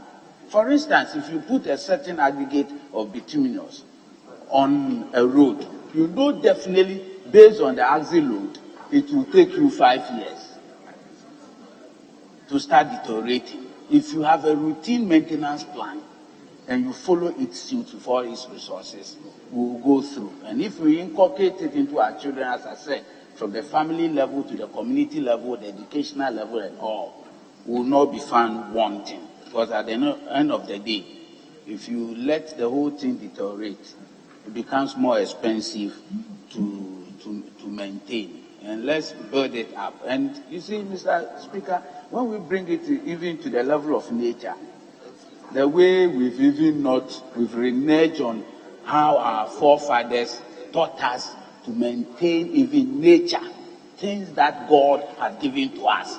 Look at the way we are deteriorating them. We need to inculcate our children into it. And I know at the end of the day, when we do that, it will be good for the country and family and everybody. Let me thank and commend the maker of the statement for drawing our attention to this at this time. I thank you for the opportunity. Thank you very much. And I also thank the maker of the statement. I think it's a very, very important statement.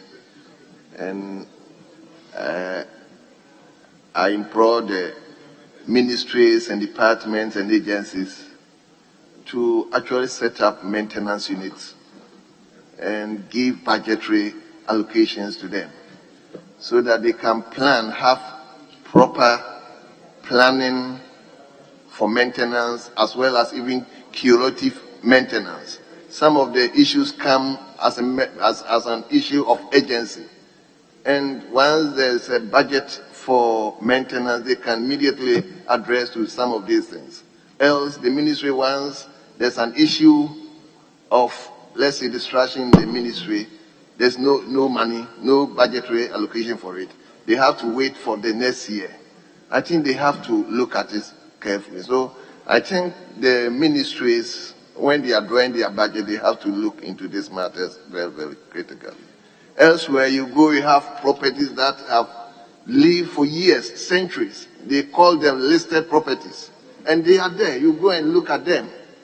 But here we just allocate money, we put up structure within the year 2, and the structures are getting deterioration. I think we have to take a critical look at this particular statement. I think it cuts across. That's why almost every member wants to contribute. Honourable member, I think your statement is apt for all of us. On that note, we bring statement time to a close, and I will come back to leadership for direction. Speaker, having regard to the time and the fact that we've also dealt with all businesses as was planned, I'd like to move the House to adjourn to tomorrow, 10 o'clock in the forenoon. Speaker, I so move. Speaker, I write to second the motion. Very well.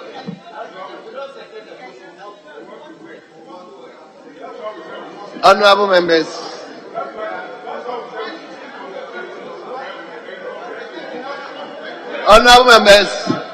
the motion for adjournment has been moved and has been seconded. Honourable members, the question is, as many as are in favour of the motion that this House is adjourned to tomorrow, 10 o'clock in the forenoon, say aye. All those against the motion say no. I believe you yourself know the ayes have it. Honourable members, the ayes have it. The motion is adopted. The House is accordingly adjourned to tomorrow, 10 o'clock in the forenoon. The House stands adjourned.